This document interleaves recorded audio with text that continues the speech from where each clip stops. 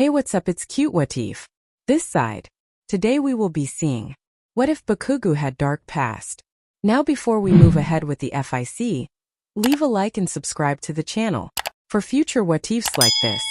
Abusers do not suffer from anger management problems, they manage their anger just fine whenever there are witnesses. The difference between Bakugou's house and the dorms was jarring, and it was taking him embarrassingly long to get used to it. It was only Friday and he'd already humiliated himself twice. Deku had even had the audacity to shoot him an understanding look the second time. The first time hadn't been anything glaringly obvious, but it had been mortifying all the same. After school on Tuesday, Bakugou had gone into the communal kitchen, intending to make himself a cup of tea, but at the doorway he'd heard the unmistakable sound of someone washing dishes. Washing dishes aggressively. Bakugou knew what clanging of pots and two loud water splashes meant. Whoever was washing the dishes was pissed off, and if Bakugou made one wrong move, he was going to suffer for it. Contrary to popular belief, Bakugou could do quiet, and he could do it very well. Years of living in a house where a creaking floorboard meant a beating had taught him how to be silent. He peered around the corner and saw 4 eyes washing the dishes. This was bad. Bakugou was strong and fast, but he wasn't above admitting that Ida was both a lot faster and a lot bigger than him. Every survival instinct he'd been forced to learn was screaming at him to exit the situation right now. Someone strong and angry was within arm's length of a lot of potential projectiles and in possession of a quirk that would be able to catch Bakugou if he ran. He really wanted that tea though. So he crept into the kitchen, barely even breathing as he maneuvered himself around the irate Ida without disturbing him. He was vaguely aware that he was being irrational. Ida was not his mother, and in all likelihood would not hit him or throw a plate at him if Bakugou bothered him. But the tension and ingrained, not fear, just apprehension, told him to be quiet or else when he felt the establish for the kettle and the noise of it brewing broke the silence of Bakugou's entrance. He held his breath, his shoulders tense, his spine an unmoving line, as he waited for Ida's reaction. He determinedly did not look in the direction of the sink, even as he heard the sounds of the passive-aggressive cleaning cease. When he saw the hand in his peripheral vision like weeks ago in the cafeteria with Kirishima, he reacted instinctively. His hand flew up to protect his face and he felt himself shrink against the counter. He refused to call it cowering, but he stayed completely still, expectant and tense, eyes fixated on the hand, unmoving even as it was slowly, carefully lowered. Bakugou-kun? Are you alright? I didn't mean to startle you. I intended to greet you as I did not notice you enter the kitchen. The exuberant seriousness so characteristic of Ida, and so unlike his mother, finally brought Bakugou's brain back online. He was horrified to realize he was still frozen in his waiting to be hit state, and jerked himself upright so fast his spine cracked. I'm fine for eyes, he snapped, pouring the boiling water into his cup as fast as he could, pointedly not looking at Ida as he stirred the teabag in it. If you say so, Bakugou. However, I want to assure you that I would never strike a fellow classmate, or anyone for that matter, so you don't need to fear. I'm not scared of your dumbass. Heart beating a furious bruise against his chest, muted explosions popping off his palms, Bakugou clutched his finished tea to his chest and stomped out of the kitchen, sparing no glance for Ida even as he called after him. FCK, that was humiliating. He'd flinched away from 4 eyes just because he'd been washing the damn dishes a bit too harshly. What the FCK was wrong with him? When he made it back to his room, Bakugou threw himself onto the bed and screamed into his pillow. It didn't make him feel better. The second time had been worse. More witnesses, and once again, the incident took place in the kitchen. Ida had been sending Bakugou searching looks since Tuesday, and Bakugou was tired of it. He'd snapped at him, and in hero training had obliterated him during unknown sparring with explosions that were probably a tad bigger than was strictly necessary, but Ida still watched him with that curious, too clever gaze. It reminded him of Deku. He hated it. All Bakugou had wanted was a glass of water. When he'd entered the kitchen, it had been full of people and noise, which immediately set him on edge regardless. His entire merry band of idiots were there, pestering an annoyed Satu into baking them something, and Deku was chatting to Ida at the table. He'd pushed past them and gone to grab a glass out of the cupboard. Unfortunately, to his great dismay, he was just slightly too short to reach them, so he'd stretched himself out until he could grab a glass with his fingertips. As he was pulling it out of the cupboard, Pikachu bumped into him. The glass toppled, fell, and smashed on the ground at Bakugou's feet.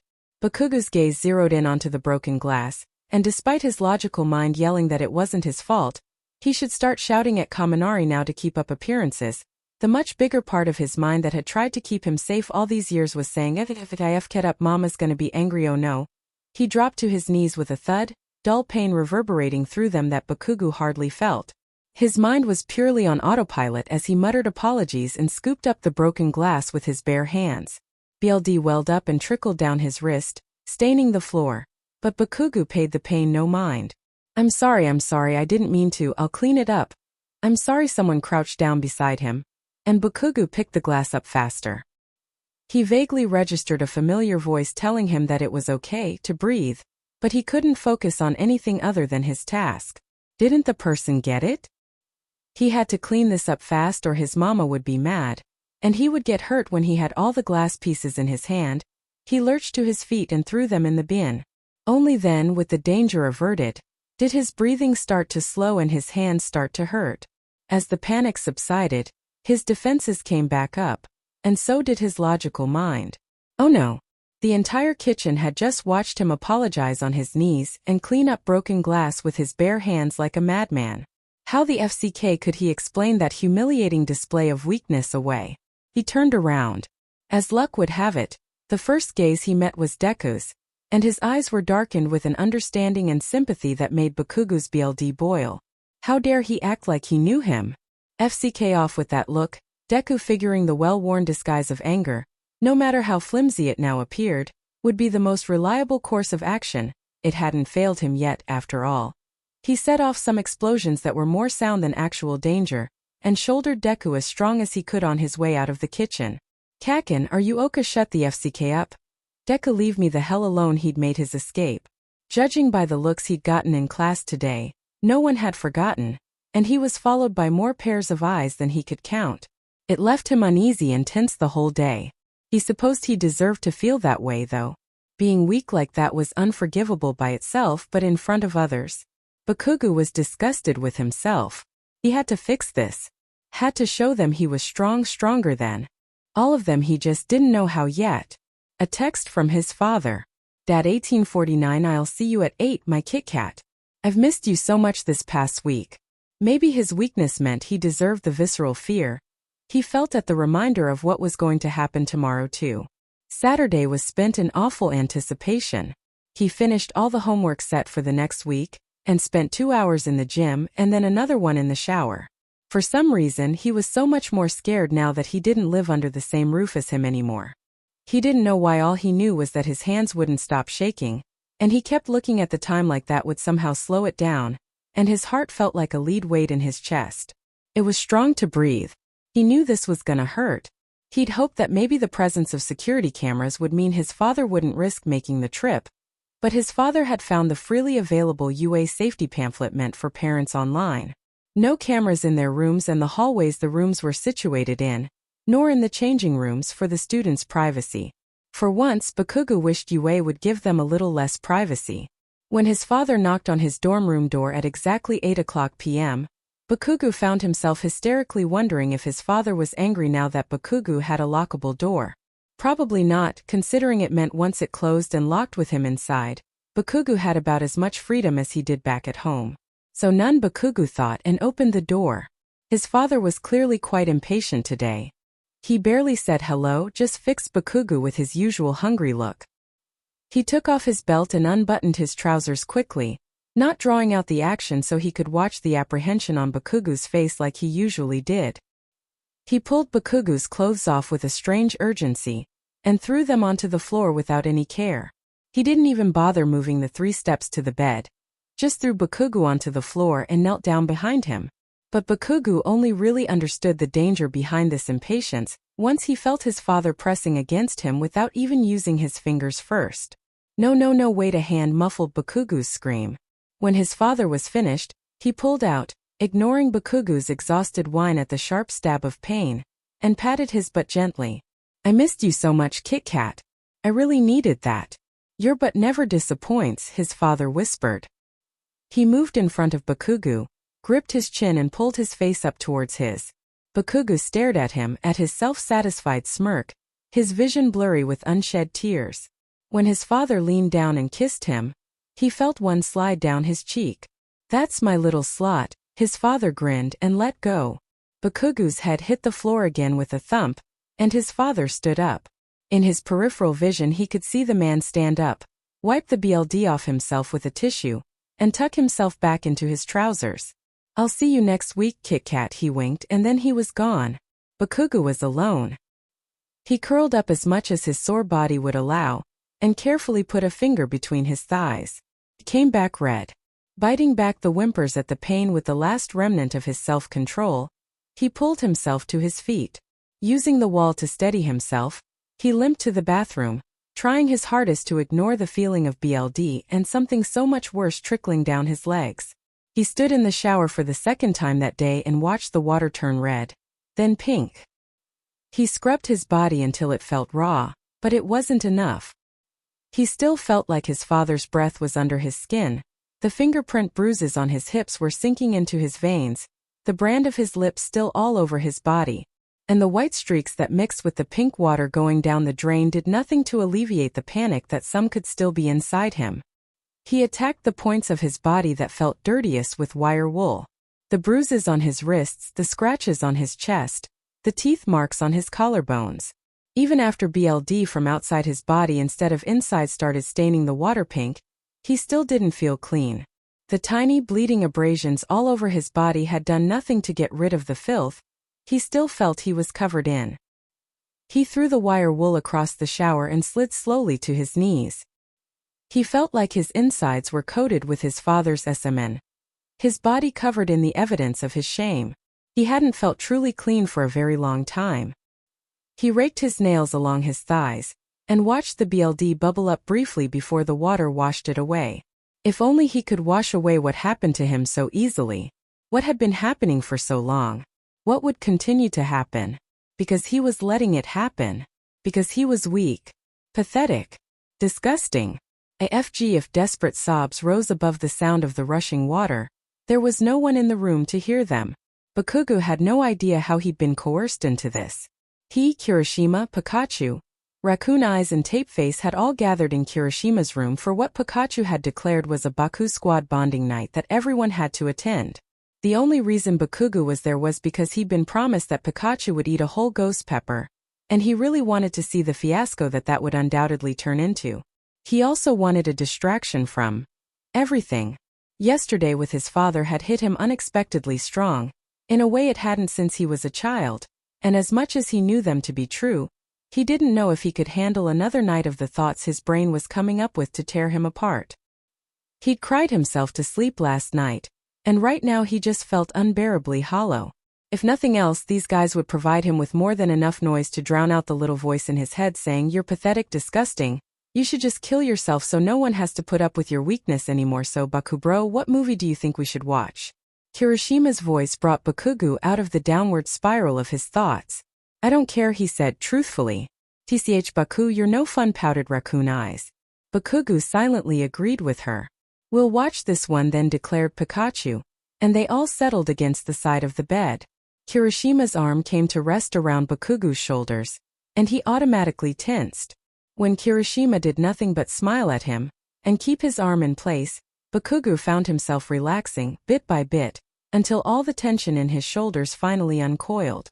Against his better judgment, he slumped against Kirishima, leaning on him ever so slightly. Kirishima shifted his arm so that Bakugou could rest his head on his shoulder.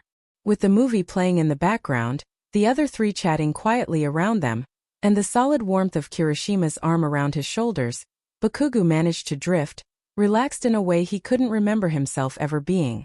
He closed his eyes. "Wake up, Bakugou." Bakugou slowly opened his eyes, coming face to face with Pikachu, who was far too close. "I'll kill ya. FCK off," he muttered, lazily popping his hand in Kamini's general direction before turning his face back into the warmth of sit. Bakugou shot up, blinking the drowsiness out of his eyes. A quick glance confirmed that, yes, he had been sleeping on Kirishima, something he'd never done to anyone. Ever. He felt his face heat up. FCKI he started, not even knowing what he wanted to say, but Kirishima beat him to it. Don't worry about it, bro, you. We're tired and I offered my shoulder as a pillow, no harm done, Bakugou whatever. A cursory FLCK of his eyes around the room told him the movie was long finished, and Raccoon Eyes was busy plucking Tape Face's eyebrows. Kaminari woke you up because he wanted you to get your eyebrows plucked too. He thinks it's unfair that Sero is the only one suffering, Kirishima answered Bakugou's unasked question. Bakugou just rolled his eyes, and let an evil smirk cross his face. He pinned Kaminari with a look, and simply said with deceptive calmness, "Sounds to me like someone is trying to distract me from the promise they made." Kaminari cleared his throat as Raccoon Eyes started giggling. "I have no idea what you mean, Blasty. I simply thought that if I and Sero are both suffering, you also should be." "Is that so?" Bakugou grinned and pushed his hair out of the way. "Unfortunately for you, I plucked my own eyebrows, so it looks like you'll be suffering alone." Bakugou wailed Kaminari, tears in his eyes, looking entirely like he had just been sentenced to the electric chair. Bakugou just grinned at him, and held out the ghost pepper that had, until now, been sitting innocuously on a plate in the middle of Kirishima's floor. With a face of terrified resignation, Kaminari took the pepper. Everyone watched with bated breath as Kaminari, looking very much like he was being held at gunpoint, took the tiniest possible bite. He chewed and swallowed. "Hey, it's actually not that OFCK." Everyone started screaming with laughter as Kaminari appended a water bottle on his bright red face, and stuck out his tongue to scrape it with his fingers. Bakugou found himself smiling. He casually picked up the rest of the pepper from where Kaminari had dropped it, and in front of a captive audience, ate all of it. He looked Kaminari straight in the eye as he swallowed, and smirked at him. Everyone blanched. "Bakabro, what the hell? That was so manly. You're a sadistic, evil mastermind and I hate you respectfully. How the FCK did you just do that, Bakugou?" Bakugou laughed, and for the first time that weekend, his mind was free of thoughts. The week had gone by quickly, and Bakugou had managed not to humiliate himself again. And although Ida was still sending him looks, everyone involved seemed to have tired of staring at him, which he was eternally grateful for. Aizawa had announced a surprise test on Monday on rescue procedures, and Bakugou had agreed to tutor the squad. After a couple of incessant rounds of begging, fake tears from Kaminari and city puppy eyes from Ishido, Bakugou would never tell them that Kirishima's genuine pleas had been what had ultimately convinced him. He checked his phone. 649. They'd set a time for 700, which was perilously close to Bakugou's bedtime, but the rest of them had wanted 8, and Bakugou was not standing for that. Bakugou organized his desk, pulling out the notes he'd need to hammer this material into their brains, and stretched his arms above his head. He was just about to do some extra study himself when there was a knock on the door. Bakugou frowned in confusion as he got up. Was one of them here early? Still, that wasn't like them at all. They were more likely to be late than anything else, and most likely wouldn't even bother knocking. He opened the door. His father smiled back at him. "I just couldn't wait another day, Kit Kat." Kirishima Ijura couldn't say when exactly. His admiration and friendship for Bakugou had developed into a crush. There was no singular moment he could pinpoint and say, "Yes, that's the moment I started liking him." All he knew was that last week, when Bakugou had fallen asleep on his shoulder, his features soft and pretty in sleep, and he'd seen Bakugou laugh for the first time, he'd been overcome with the urge to hold him and not let go. Bakugou was just so passionate and strong and appealing, and he gave his all into everything he did. Kirishima really liked him. Really admired him. But he worried about him too. He saw the steadily growing dark shadows under his eyes. The way he flinched almost imperceptibly, apart from that time in the cafeteria that still made Kirishima uneasy to remember, whenever someone moved too quickly or a door slammed too loudly. The way he always seemed tense, on edge, like he was just waiting to be attacked and needed to be ready when it happened. The way he was always angry, but in a way that seemed more like a smokescreen than anything real. The bruises he'd seen on his wrists, dark and ugly against the pale skin, Kirishima saw and he worried. But it wasn't his business. He wasn't going to ask and make Bakugou uncomfortable. He wanted Bakugou to trust him enough to tell him about whatever it was.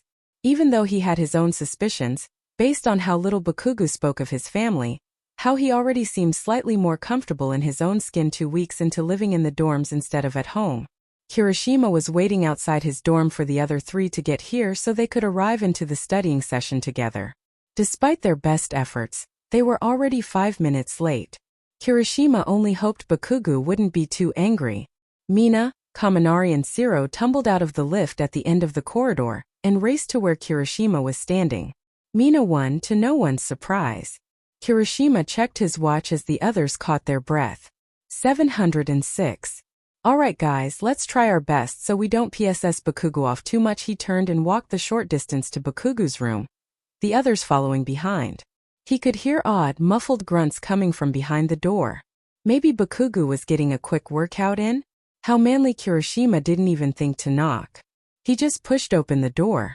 Kirishima felt his heart stop, and from somewhere far, far behind him, he heard a gasp. Bakugou was lying on the floor of his dorm, a man with brown hair and glasses on top of him, making the muffled grunts Kirishima had heard. Bakugou was naked and the man was not. Despite that, it was clear what was happening. The brutal rocking that had stopped the moment they had walked in, the position, the terrible little whimpers that Bakugou was making. So quiet Kirishima hadn't heard them outside the room. Bakugou looked up from his fixed gaze on the floor and made eye contact with Kirishima.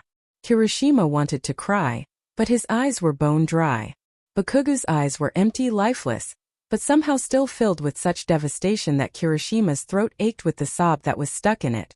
Their gazes stayed connected, and the life bled back into Bakugou's eyes, and with it came fear. Kirishima had never thought of Bakugou as anything but strong. Larger than life in personality and fighting style, he'd always seemed indestructible. Lying underneath a man who looked sickeningly similar to him, pale skin marred with bruises and scratches, tear-stained face tense with pain and eyes filled with fear, he looked small. Like a child. Like the child he still was. Kirishima, he whispered, and his voice was weak, disbelieving. Small. Scared. The tears burning behind his eyes finally cut a path down his cheeks, and he heard a sob from behind him. He took another step forward, and fixed the man still on top of Bakugou with the worst glare he could summon. Get out. The man just smiled and raised his hands in supplication. He got up abruptly, and Bakugou cried out at the movement. Kirishima nearly threw up. He leaned down to Bakugou's ear, and whispered loud enough so that both Kirishima and the others and Bakugou's damaged hearing would pick it up. See you soon, slut. I won't begrudge your little friends a turn with your tight butt. Leave. Kirishima yelled, horrified at what the man had said, and grabbed him tightly by the arm, hoping he would bruise. Mina was crying openly, mascara smearing down her face as she helped Kirishima push the man out of the room, who left with a horrible, horrible smile on his face. Kaminari and Sero were both white-faced with horror as they looked at Bakugou still lying on the floor. Kirishima went to help him as he tried to pull himself up with the desk chair, but Bakugou shot him a glare filled with such venom that he rocked back on his heels. They all averted their eyes as Bakugou wrapped himself in a blanket, covering his body, but looked up again when Bakugou spoke, his voice only marginally stronger than before. Why didn't you knock? Kirishima wanted to scream. Wanted to tear that man apart with his bare hands.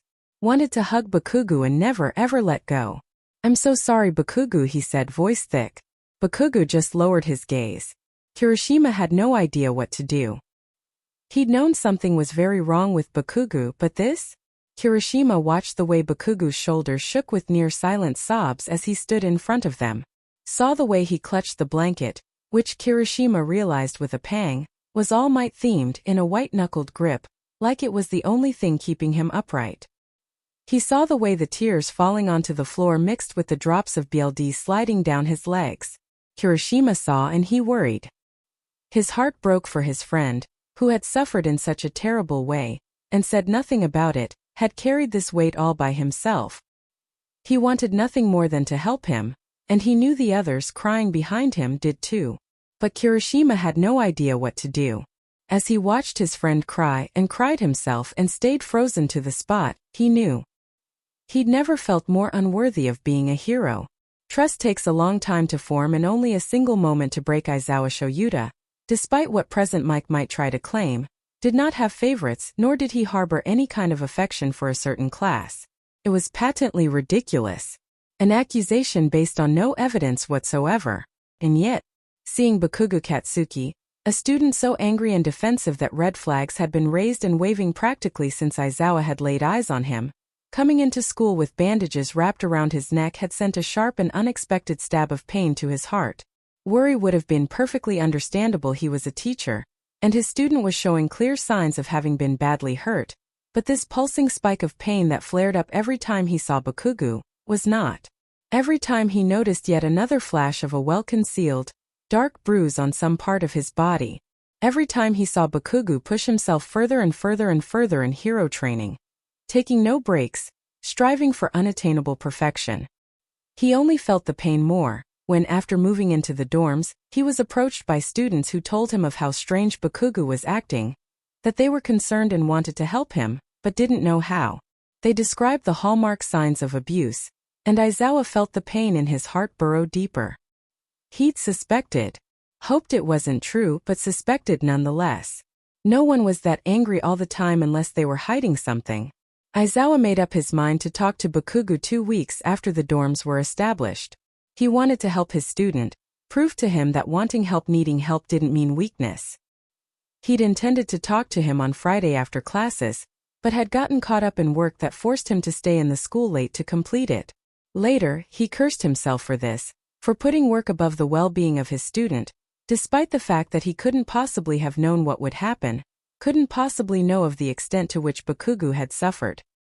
He'd been sitting in the teacher's lounge, correcting the last few papers he had left to do, already looking forward to his bed, to the warm embrace of his husband, when he heard a knock at the door. Tentative, unsure, but a knock nonetheless. Exercising what he felt was the appropriate amount of caution. No, he was not paranoid. Thank you very much, Yamada. He raised his hands to his capture scarf and made his way to the door. He opened it and found himself staring at 5 of his students. That pain in his heart made itself unmistakably present again when he realized that it was Bakugou's friends, protectively surrounding the boy as he leaned what looked like most of his weight on a distraught Kirishima. His eyes were closed and red-rimmed, his face pale. Aizawa felt his stomach drop.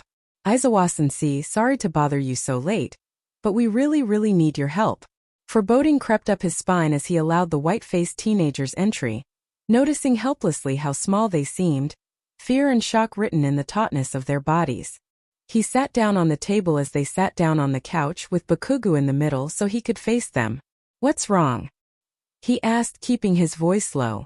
The group all shuffled amongst themselves, stealing glances at Bakugou, who was still uncharacteristically quiet.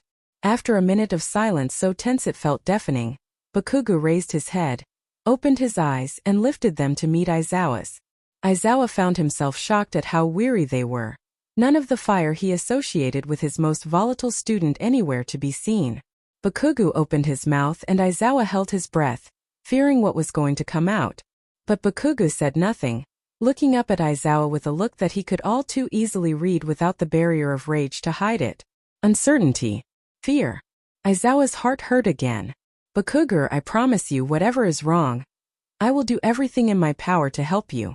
Bakugou inhaled a shaky breath and dropped his gaze to his lap.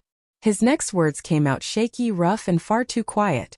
Do you really think I'm weak for getting myself kidnapped? Aizawa could only stare in disbelief. Bakugou hunched his shoulders, drawing in on himself, and Aizawa rushed to correct his assumption. Of course I don't, Bakugou, you are easily one of the strongest students I've ever had. Being kidnapped does not make you weak. He was about to ask where Bakugou could possibly have gotten that idea from, before he remembered Bakugou's family. His mother saying that so casually, so easily that Aizawa had almost not noticed. And he'd said nothing to deny it. He couldn't blame Bakugou for making that assumption.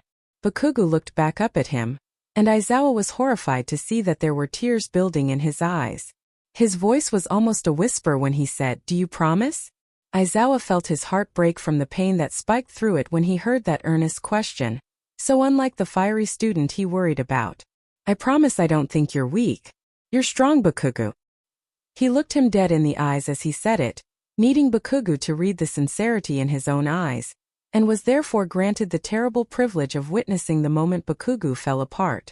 Tears overflowed in his eyes, a choked sob tearing itself out of his throat, and his face crumpled in such overwhelming relief that Aizawa Demonir teared up himself. Bakugou threw himself at Aizawa, burying his face in his black shirt as his shoulders shook with his sobs. Aizawa could only hold him, shocked at the trust being shown. Bakugou was notoriously touch-averse, and yet he was now clinging to Aizawa so tightly he'd have to be pried off. Not that Aizawa would ever do that, and crying into his chest.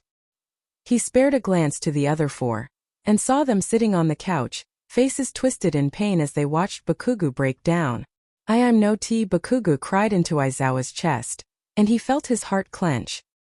He said nothing, not wanting to push him, and just kept carefully stroking his hair. I'm North OT Street strong, he whimpered, and Aizawa gritted his teeth. Yes you are, Bakugou, he said quietly, holding his trembling body securely against him. I'm not, Bakugou yelled, glaring at Aizawa as best he could. How can I be strong when he cut himself off, and buried his face back into Aizawa's shirt?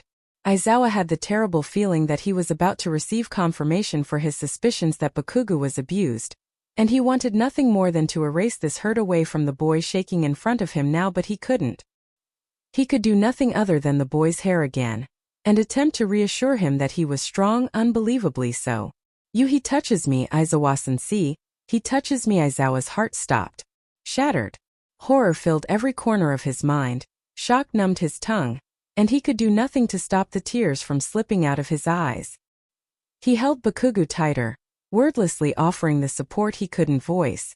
The looks on the other kids' faces told them that they knew intimately what Bakugou meant, and that whatever they had seen had undoubtedly been the catalyst to bring Bakugou here. I didn't want it, I promise, please believe me, Aizawa-sensei, I'm not lying. I swear. Aizawa closed his eyes against the hurt at the sheer desperation in his voice. I believe you, Bakugou, he said, voice rough with tears, I believe you. Bakugou cried harder. Aizawa vowed he'd never let him be hurt like this again. It took Bakugou a long time to calm down. He came back to himself with the familiar feeling of mortification curling low in his stomach. He'd cried his eyes out onto his teacher's shirt, allowed his friends to see him at his weakest, his lowest. Oh God. He'd told Aizawa his best-kept, most shameful secret. He sat on the couch feeling his friends beside him. Would they still want to be his friends after what they'd seen? And felt his teacher's presence in front of him. He panicked quietly. Was he going to be expelled? Would Aizawa call his dad like the policeman did? Was he disgusted by him now? Would he tell everyone how weak he was? Did he think Bakugou was a slut too? He was brought out of his internal spiral by a familiar hand on his shoulder. Bakugou, are you ready to talk to Aizawa-sensei? Kirishima asked, and Bakugou nodded mutely. He lifted his head and met his teacher's eyes, only to immediately jerk back. Fury was simmering low in Aizawa's usually placid gaze, and Bakugou knew it was because of him. FCK, he shouldn't have said anything. I'm sorry, Aizawa-sensei, he stuttered out, and Aizawa's eyes widened in shock, the fury dissipating. No, Bakugou, I apologize. My anger is not for you, it is for the person who hurt you like this. Bakugou just stared at him blankly. He wasn't quite sure what to do. He was used to people being angry at him, but he'd never had someone be angry on his behalf before. It was strange but not unwelcome. Bakugou, I hate to have to ask you this, but can you tell me who it was? And what he did? Bakugou felt his mental shield slamming into place at the question. My dad. FCK's me. And other stuff. Setting aside how the room collectively flinched, it was weirdly not difficult for Bakugou to say it. Keeping it impersonal, factual, was weirdly easy, like it had happened to some other boy, not Bakugou himself. As long as his feelings didn't come into question, he could handle this. Aizawa looked vaguely ill. How long has he been abusing you? The word abusing jarred Bakugou a little, tugged at the threads of his composure, of his impassive mask, but he held it together. Since I was 8, he said, and Aizawa exhaled shakily, the way Bakugou always did when he was trying not to cry. How weird. What would Aizawa-sensei have to be crying about? I'm so sorry, Bakugou, he said quietly, and Bakugou just nodded vaguely. He just wanted to get this over with so he could go into the privacy of his room and punish himself for opening his stupid mouth. His hips itched for the familiar drag of a blade. Why did you tell me now, Bakugou? Aizawa asked, and with this question Bakugou had to fight to keep it together. Emotions beat at the firmly locked doors of his conscious brain, shame and fear and humiliation trying to seep through the cracks, but he held them back. These guys walked in on my father going at it. With me, I mean. Chased him out. After I showered, they said I had to tell you. He heard an intake of breath from next to him, and felt Mina's pink hand start resting gently on his forearm. I see, Aizawa said, and Bakugou braced himself. He was going to be expelled, and he understood really. They couldn't have someone so weak and disgusting become a hero, but he knew that having the dream that had kept him going for 8 years be shattered would still hurt. Do I just need to remove you from your father's custody? Or is your mother also abusive towards you? Bakugou felt his jaw drop, and he stared at Aizawa in shock. He was going to get out? Get his freedom 2 years early? It was too good to be true. What's the catch? Aizawa looked like Bakugou had leaned over the table and hit him. Bakugou, there is no catch. I am removing you from an abusive situation, ensuring your safety. There is no catch. Now please tell me, do you want your mother to have full custody over you? Or do you want them both to have none? Feeling distant, removed from his body, Bakugou answered. The hag beats the shit out of me. Aizawa rubbed at his suddenly shiny eyes, and he felt arms wrap around him from behind. He stiffened instinctively before he realized it was Kirishima, and then leaned into the hug, hesitantly raising his own arms, hovering them above Kirishima's back. He didn't really know how to hug. Following Kirishima's example, he let his arms settle around the redhead's middle, and relaxed into the embrace. A hug from Kirishima was so much better than he had imagined. It was warm and Kirishima felt so sturdy, and Bakugou had never felt safer.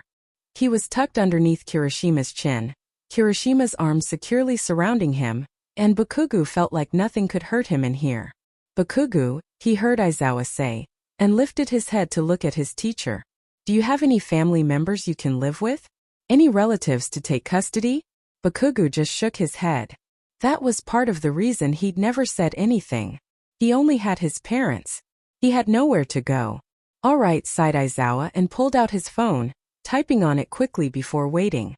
Bakugou just stayed in Kirishima's hug, feeling the other idiots cuddle closer to him. He let them. Felt nice. A ping sound brought Bakugou's attention back to Aizawa. A smile cured over his teacher's lips before he turned to Bakugou. Listen, you're welcome to turn down the offer, but I am more than happy to take custody of you myself.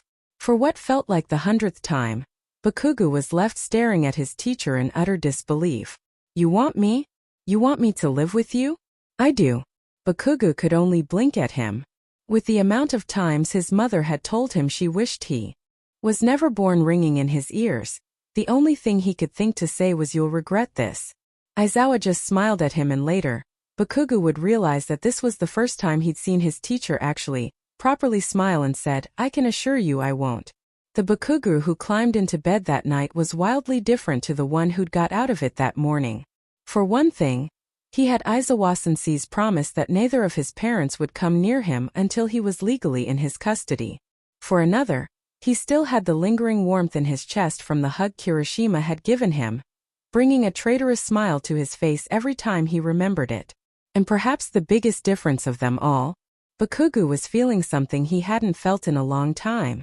A spark of hope had settled in his chest, fed by the warmth there, growing with each time Bakugou remembered what had come out of him baring his soul to an adult. The hollow anger that had kept him company for so long was tucked away, into the recesses of his heart, ready to be worn like the threadbare blanket it was any time Bakugou needed it. But Bakugou hoped he'd never need it again. A futile hope, but the fact that it was even able to form.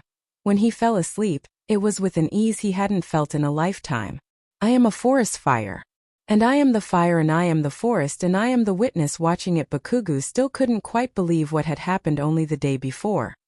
His friends had seen him at his weakest, his most shameful, and instead of capitalizing on his vulnerability like everyone who came before them had done, they had offered him stability. Had led him to the bathroom, let him lock the door, and allowed him to pick up the broken pieces of his armor, given him the time to piece back together his defenses as he showered. And when he'd come out, they'd led him to Aizawa-sensei, whose gentle reliability had made him bare his soul. He'd handed Aizawa-sensei an adult, a man, a figure of authority, his fragile heart, weak from years of being locked away behind iron walls, and had trusted him to look after it. And to his eternal shock, he had. He handled it with care, treated its wounds with respect, and had given it back to Bakugou in better shape than it had ever been. He'd also received his first ever hug, which had been better than anything he'd ever dreamed of, as he curled up late at night, body aching as he held his teddy bear close to his chest in a fragile mimicry of what he thought a hug might feel like. He could still remember how warm Kirishima had been, how strong the arms wrapped around him had been, how secure and safe he'd felt in his embrace. The memory was tinged with embarrassment, because he'd never allowed himself such blatant vulnerability in front of anyone, let alone the only people he'd ever met who could put up with him and his terrible personality.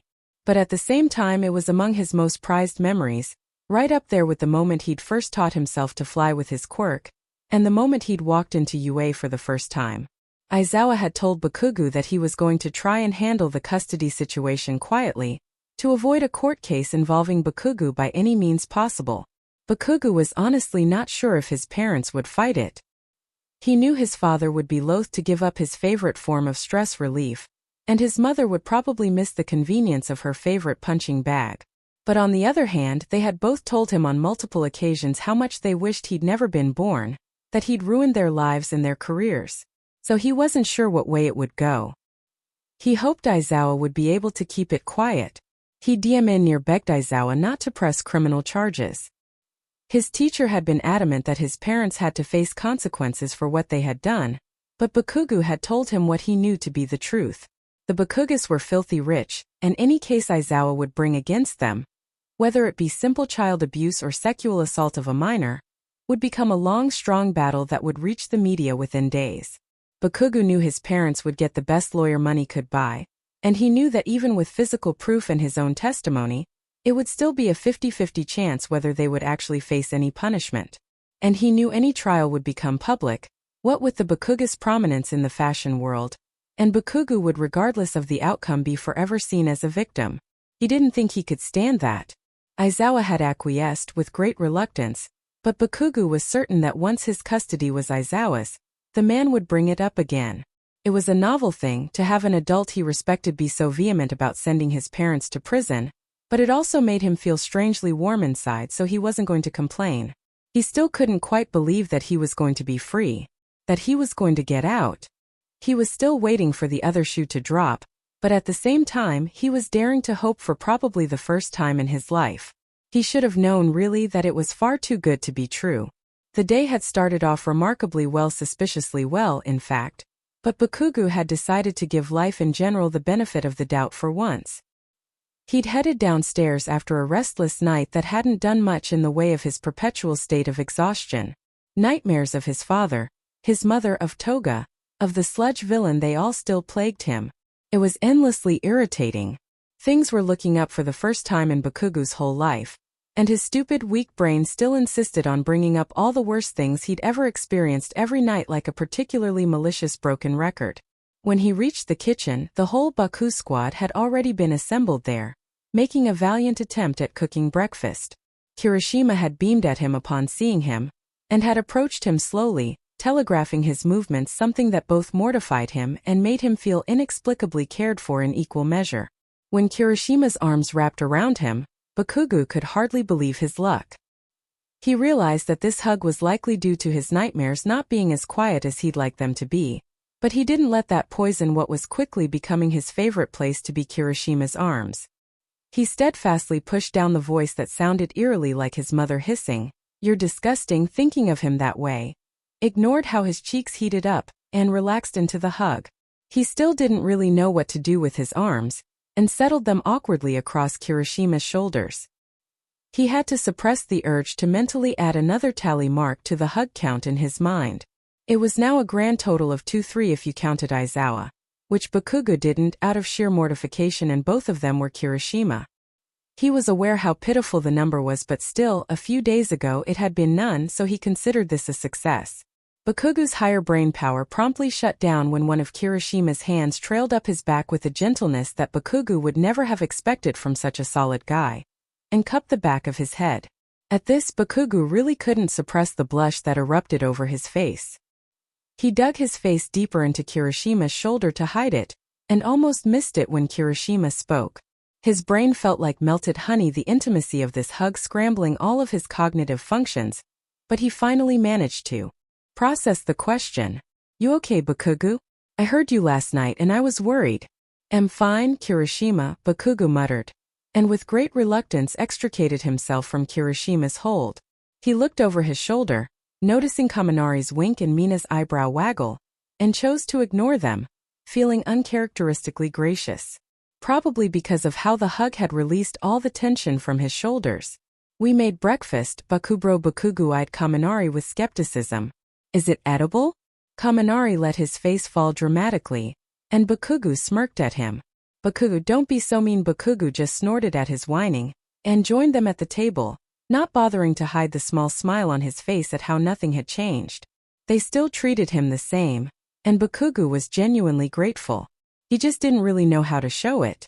"Gotta go for my run, losers. I'll be back," Bakugou said, pushing back his chair. Ignoring Mina's fake distress at his leaving, he walked towards the door of the common room, heading towards the outdoor track. He'd barely taken 2 steps down the corridor before he heard the voice. The awfully familiar voice of the woman who starred in most of his nightmares. The voice that sounded far too much like his own. The voice of his mother. And she was pissed. It seemed the other shoe had finally dropped. Aizawa Shoyuta had been on his way to the dorms to tell Bakugou the surprising news that his parents, despite initial vicious arguments, had suddenly agreed to relinquish their custody to Aizawa. Aizawa wasn't foolish enough to think that was the end of it, but he didn't expect the retribution to be so immediate. As he came closer to the dorms, he heard the unmistakable sound of screams. Before he even had the conscious thought, he was sprinting through the hallways, capture scarf unfurling, ready to deal with whatever threat was endangering his class. When he reached the corridor just outside the entrance of the dorms, he stopped dead. Mitsuki Bakugou, and it had to be her. She and her son were DMN near identical, was standing over a cowering Bakugou Katsuki. Aizawa felt the rage rise up in his throat. He still remembered how Bakugou had sobbed into his chest when he told him about his father, the memory still sending lightning sharp pain through his chest. But he'd talked about his mother with almost clinical detachment, and Aizawa had made the awful assumption that his mother was the better of the two. Seeing her now, shrieking terrible things at her son, blood dripping from her manicured nails, looming over the boy on the ground, he knew he'd thought wrong. He strode forward, trying his best not to lose it when he saw the angry red marks around Bakugou's wrists that would undoubtedly turn into the bruises he'd so often seen hidden under long sleeves, and grabbed the arm that was currently flying towards Bakugou to deal another blow. Mitsuki whirled around, glaring daggers at him, and the sheer hatred in her gaze sent ice through his body. "Mitsuki Bakugou, I'm afraid I have to ask you to vacate the premises. You have relinquished custody of your son to me, meaning you have no legal reason to enter UA without supervision." Mitsuki just snarled at him, and ripped her arm from his grasp. "You hear that, you little sit? I don't give a DMN about you. And if someone wants to take you off my hands, I'm perfectly f***ing fine with that. I hope I never see your disgusting face ever again." Aizawa had to take a deep breath to keep his composure. Then Bakugou took his hands away from his face, and Aizawa had to restart the fight not to deck the woman. The BLD staining her fingernails made sense now. She'd clawed Bakugou in the face, and from the way he held his eye, Aizawa guessed she'd not shied away from trying to cause actual permanent damage. Bakugou glared at his mother from his position on the floor, face pale, and Aizawa was again shocked at the kid's resilience. Mitsuki Bakugou was a force to be reckoned with, and here was her son, defiantly staring her down. A smirk curled Bakugou's lips and he bared bloody teeth. "FCK, you hack. If I see you before I die, it's 2F-king soon." With a wordless scream of rage, Mitsuki launched herself at the now standing Bakugou, and Aizawa grabbed her. "Leave before I call the police, ma'am," he said evenly, wishing he could punch her. She looked Aizawa up and down, curling her lip, cast Bakugou one last withering glance, and turned to leave. "I give it 2 weeks before you get tired of the brat. Throw him on the streets when that happens. I sure don't want him back." And then she looked back over her shoulder, a cruel glint in her eyes, and Aizawa knew he was going to hate what she said next before she even opened her mouth. "At least the skills my husband taught him will become useful once the little sit ends up in prison." You know how they treat a pretty face there, Katsuki darling, don't you? Then she disappeared around the corner, but her cold laughter echoed in Aizawa's ears. He heard an intake of breath from beside him, and knew without looking that Mitsuki's final barb had had its intended purpose. When he turned to look at Bakugou, the boy was already moving. Most of the class had spilled out into the hallway during the incident, and their faces were twisted in concern as they watched Bakugou make his way down the corridor. Midoriya's face especially looked like he wanted to do nothing more than hold Bakugou and never let go. Aizawa was well aware of the pair's complicated history, how they had known each other since childhood, and he imagined that Midoriya probably felt guilty for not being able to help Bakugou sooner.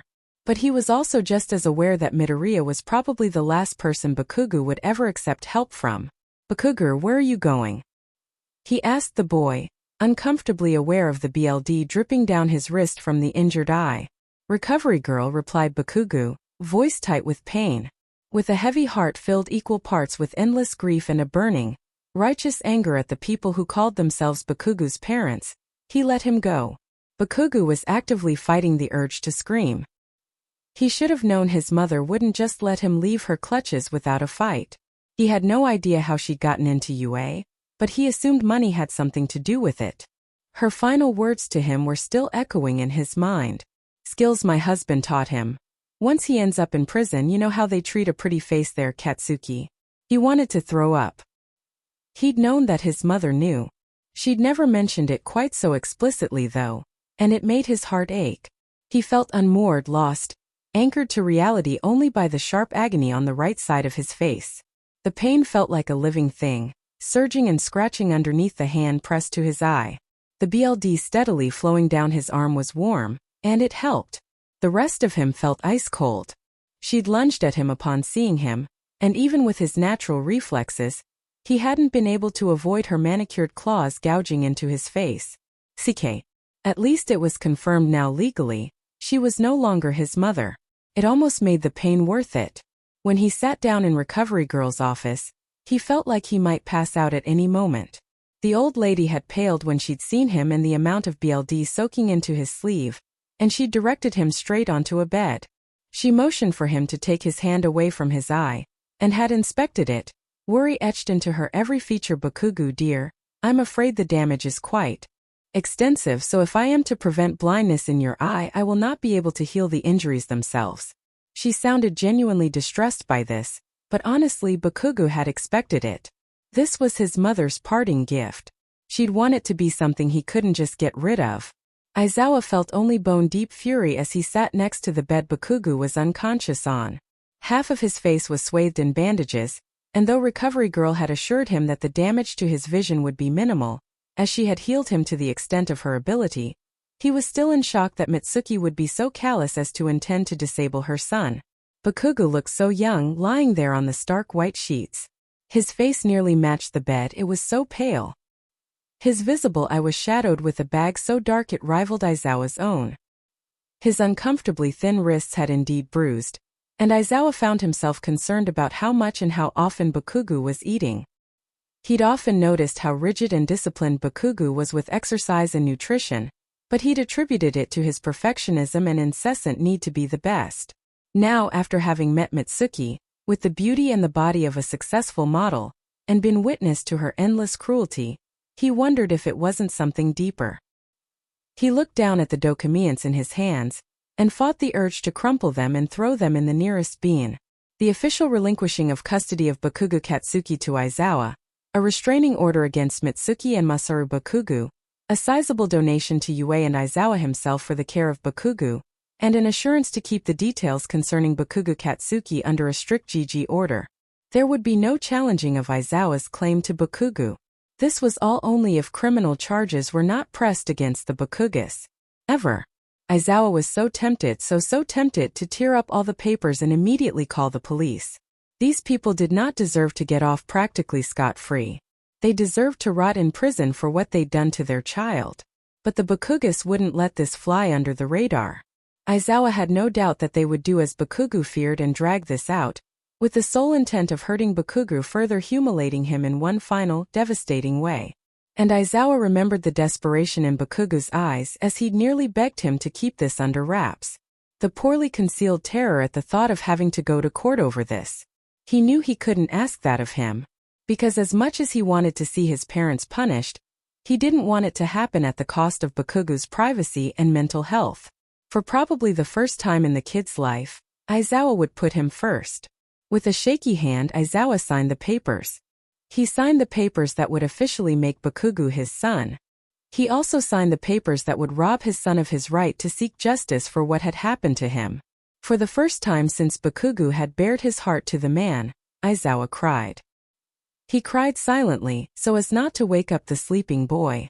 He cried because he'd never felt like a worse person, signing these papers that cleverly, legally, irreversibly stole Bakugou's ability to see his abusers punished as they deserved.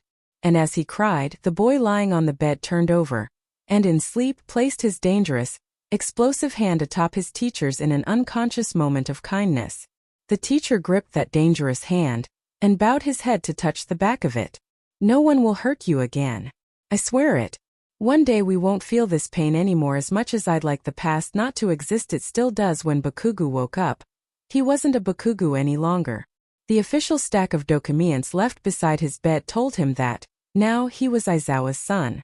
Katsuki got up, unraveling the bandages around half his face as he went, and ignored the growling of his stomach. He hadn't eaten in a while, but he also hadn't done anything to deserve food, so until he'd gone for a run, his hunger would just have to escape it up. His mother being a model meant he knew exactly what the ideal body type was, and as she never tired of reminding him, he didn't have it. He had to be careful with what he ate, stay disciplined with the diet he'd been following since he was 6, or else the buzz of his phone distracted Katsuki from his thoughts, and he checked the message. Unknown number. 1426. This is Aizawa. Mitsuki and Masaru Bakugou have sent the remainder of your belongings to UA. Come to the common room of the dorms once you see this message and decide what you want to keep. Katsuki allowed himself a faint smile of amusement at Aizawa's to-the-point texts, and at how he hadn't referred to Mitsuki and Masaru as his parents. Before leaving, Katsuki wanted to take a look at the injury, the parting gift his mother had left him. When he looked in the mirror, he was almost impressed. The gouges from his mother's claws were a violent red, stitched closed and completely noticeable on Katsuki's pale face.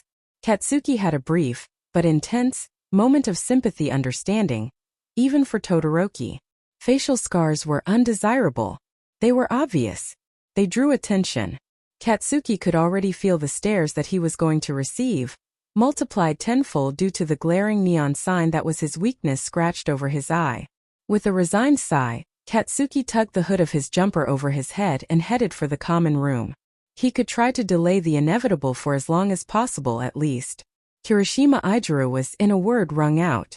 The past few days had been an emotional roller coaster, and he'd just been a spectator to the events. Finding Bakugou with his father, having to watch him break down in front of Aizawa, and then seeing Bakugou on the floor bleeding while his mother raged at him. Kirishima felt like he needed a week of sleep and a lot of cuddles, and he couldn't even imagine how Bakugou must be feeling. He'd hugged him twice now because Kirishima showed his love through physical touch, and he wanted to show Bakugou how cared for he was. Despite Bakugou's obvious and completely understandable, after meeting both his parents' aversion to touch, he'd seemed to really enjoy Kirishima's hugs. Though it had broken Kirishima's heart just that little bit more at how tentative, how unsure Bakugou seemed when he returned the hugs, he couldn't deny how good it made him feel to be able to provide even the smallest bit of comfort to his friend. And if his heart rate sped up just a touch when Bakugou all but melted into his arms, or if his cheeks decided to compete in color with his hair when Bakugou tucked his face into the crook of Kirishima's neck, then that was between him and God and no one else. Even if Mina, Denki and Sero definitely knew about his poorly hidden crush. Right now, Kirishima was putting his admiration and attraction for Bakugou firmly on the back burner, in exchange for offering him support and care in any way he could. All Kirishima wanted to do right now was help. It was this eagerness, Kirishima later realized, that was the catalyst for his mistake. There were boxes in the common room, boxes with Katsuki Bakugou written on the top. According to Aizawa-sensei, they were the boxes containing the stuff Bakugou had still had at his parents' house, and that Bakugou needed to sort through them to decide which belongings to keep. Kirishima knew that Bakugou was with Recovery Girl, and was definitely exhausted from the stamina the healing of such a serious injury must have taken. So, with the help of the rest of the Bakusquad, he decided to make things a bit easier for Bakugou, to open the boxes for him and spread the stuff on the floor so he'd be able to find things he was looking for better. There were only 2 boxes, so Kirishima and Kaminari took one, and Ishido and Sero took the other. They knew Bakugou was probably already on his way, and they wanted to get the unpacking done before he arrived. It was when Kirishima heard Mina's gasp that he knew something was wrong. They all turned to Mina immediately, whose pink skin had taken on a grayish tinge. Her black eyes filled up with tears, and Kirishima felt his chest fill up with fear. She was holding photographs in her trembling hand, and when Sero reached out to take them from her, she flinched away and held them to her chest, stopping the others from seeing them. "Mina, what's wrong? Are you okay?" Kirishima asked, and he winced at the panic bleeding into his voice. Just as Mina shook her head, her eyes still wide, the door slammed open. Kirishima turned at the noise, and saw Bakugou pulling down his hood. His heart gave a lurch when he saw Bakugou's face, the gashes down his eye. Bakugou strode over to the group. "You already started unpacking for me?" Kirishima nodded, unable to respond now that he could see the real fear in Mina's face as she tried to angle herself so Bakugou wouldn't see the photos in her hands. Bakugou of course noticed. "Oi Pinky, you look like you've seen a Fkin ghost. The FC case wrong with you?" Mina just moved away from him, making a wounded sound in the back of her throat. "I'm fine," Bakugou said, gesturing to his eye. "It looks worse than it is, so don't look at me like I'm dying or whatever." Mina just shook her head. "Bakugou," she whispered, voice wavering alarmingly, "I'm so sorry. I never meant to. They were just sitting there. I didn't mean to." See, Bakugou finally seemed to notice the photographs in Mina's shaking hands, and his already pale face whitened as recognition and horror bled into his features. "Give me those," he said, voice low and flat, and Mina handed them over like they were burning coals she wanted desperately to get rid of. Kirishima noticed, almost absently, that Bakugou's hands were trembling just as much as Mina's had been. Bakugou took one look at the photographs, and Kirishima, being the one standing closest to him, had the terrible privilege of watching Bakugou's eyes go dead, until they were as empty as they had been when his father was. Bakugou dropped the photos, face now a horrifying bone white, turned, and ran out of the room, nearly bowling over Aizawa as the man came in. Kirishima stared at the ground, feeling sick with apprehension as he noticed that one of the photos had fallen face up.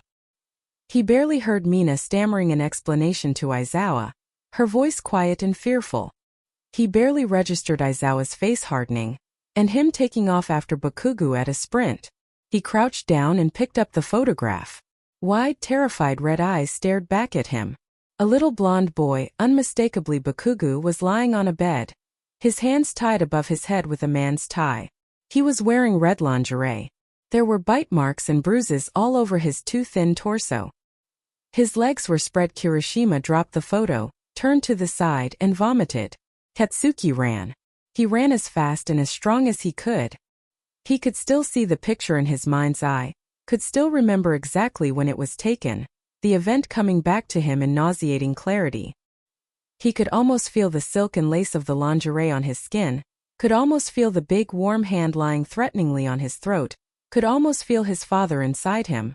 His legs were screaming and his lungs were burning, but Katsuki kept running. He wanted to run away from everything, from everyone. He wished he could run away from himself. He tripped over a stone and fell onto his hands and knees, wheezing as his lungs demanded air faster than he could breathe it in. His eyes still throbbed with pain, but what hurt the most? Katsuki put a still shaking hand over his heart, squeezing his chest, trying his best to force the unwelcome memories out of his head. He could feel his heart beating, rabbit quick but steady. Clearly he wasn't having a heart attack or anything. So why was his heart in so much pain? Mina's ashen face and shaking hands flashed through his brain, and he curled in on himself. It was one thing to be seen like that in the present. It was something totally different to be seen as the weak, vulnerable child he had learned to keep behind lock and key. His breathing became more erratic as the feeling of hands on him increased. Katsuki gasped and scratched at his stomach, his arms, his thighs, trying to tear away the skin so he could get rid of the layer of filth he was sure must lie beneath. He was so f-king disgusting. It felt like he was 8 years old again, confused and hurt and so scared. taking shower after shower and not understanding why the feeling of dirtiness wasn't going away. Katsuki held his knees to his chest, feeling like if he didn't, he'd simply disintegrate into pieces and scatter in the wind. He didn't want to be alive anymore. Everything hurt too much. He looked down at his hands, his dangerous, powerful hands, and imagined gripping the sides of his head with them and exploding. The boy, 8 and 16 at once, cried for what had been done to him. And above him it rained. When Aizawa found Bakugou no Katsuki, now he was ready to commit a double homicide. The unfortunate victims being Mitsuki and Masaru Bakugou. A single glance at one of the photos had sent a wave of rage so intense through Aizawa that he was almost scared of himself. He wanted to tear that disgusting, awful man apart piece by piece. He found Katsuki curled up like a child, soaked to the skin and shivering. And although Aizawa was well aware of the kid's power and capabilities, he'd looked so small lying there on the grass. He'd picked the boy up, who was far too light, and Eminir sprinted back to the school. Hopefully Katsuki wouldn't get pneumonia. For God's sake, he just left Recovery Girl's office an hour ago, and now he was going back? Aizawa wanted to hit something. Anger was energizing every cell in his body, setting his nerves alight and tensing his muscles. Was this how Katsuki felt all the time? As he ran back to the school, Katsuki stirred in his arms, so he slowed to a jog. The kid deserved all the sleep he could get, if the shadows under his eyes were any indication. Aizawa found his eyes drawn to the 3 vertical wounds down Katsuki's eye. They weren't bleeding anymore, but Aizawa knew they were going to leave nasty scars. In sleep, Katsuki curled his hand around Aizawa's scarf and gripped it tightly. Before he could privately coo at the unexpected cute scene, the kid started whimpering, eyebrows drawn up in distress. So nightmares were the reason for his exhaustion. With all he'd been through, Aizawa wasn't surprised in the slightest. Kid probably had nightmare fuel for several lifetimes. Carefully, he ran a hand through the boy's wet hair, murmuring softly, "Shoo, it's okay, you're safe." Katsuki opened his eyes slightly, the red of them hazy and unfocused. "Zawa?" The low mutter of his name, childlike in its vulnerability, made Aizawa grip Katsuki tighter.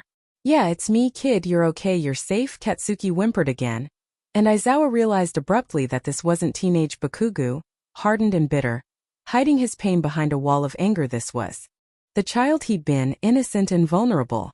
"Aizawa, it hurts." Bowing his head, Aizawa let a tear slip down his cheek. "I'm sorry, kiddo, just go back to sleep. I'll keep you safe, don't worry," he said around the lump in his throat. "Promise?" Katsuki asked, already settling down again. "Promise," Aizawa said, holding the boy tighter as he fell into a calmer sleep. The dorm building came into view, and Aizawa didn't bother wiping away his tears. The rain hid them well enough anyway. His heart ached for the child Bakugou had been, and he held the teenager he'd become closer to his chest. Aizawa couldn't change his past, but he could give him the future he deserved. "Every cell in our body is replaced every 7 years. How lovely it is to know one day I will have a body that you have never touched." Katsuki was determined to stop freaking out. Today he was going to stop being such a whiny, pathetic beach and start acting like himself again. Every day for the past week had drained him beyond anything else, and he was tired, weary right down to his bones. He was so hungry that his stomach wasn't even growling anymore, and his eyes still throbbed with pain.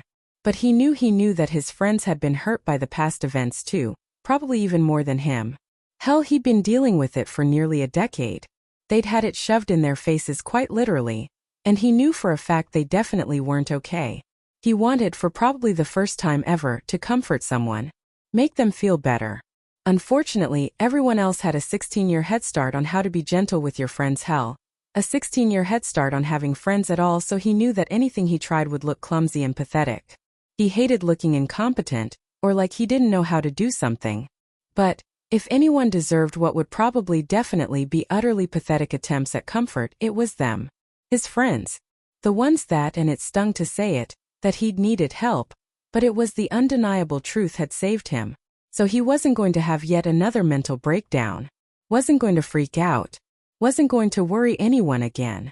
Katsuki decided to act like it was a normal day. He'd woken up late and missed his morning run again, which filled him with a subdued, mounting panic that he steadfastly ignored and made the squad breakfast, like he'd usually do on a Sunday.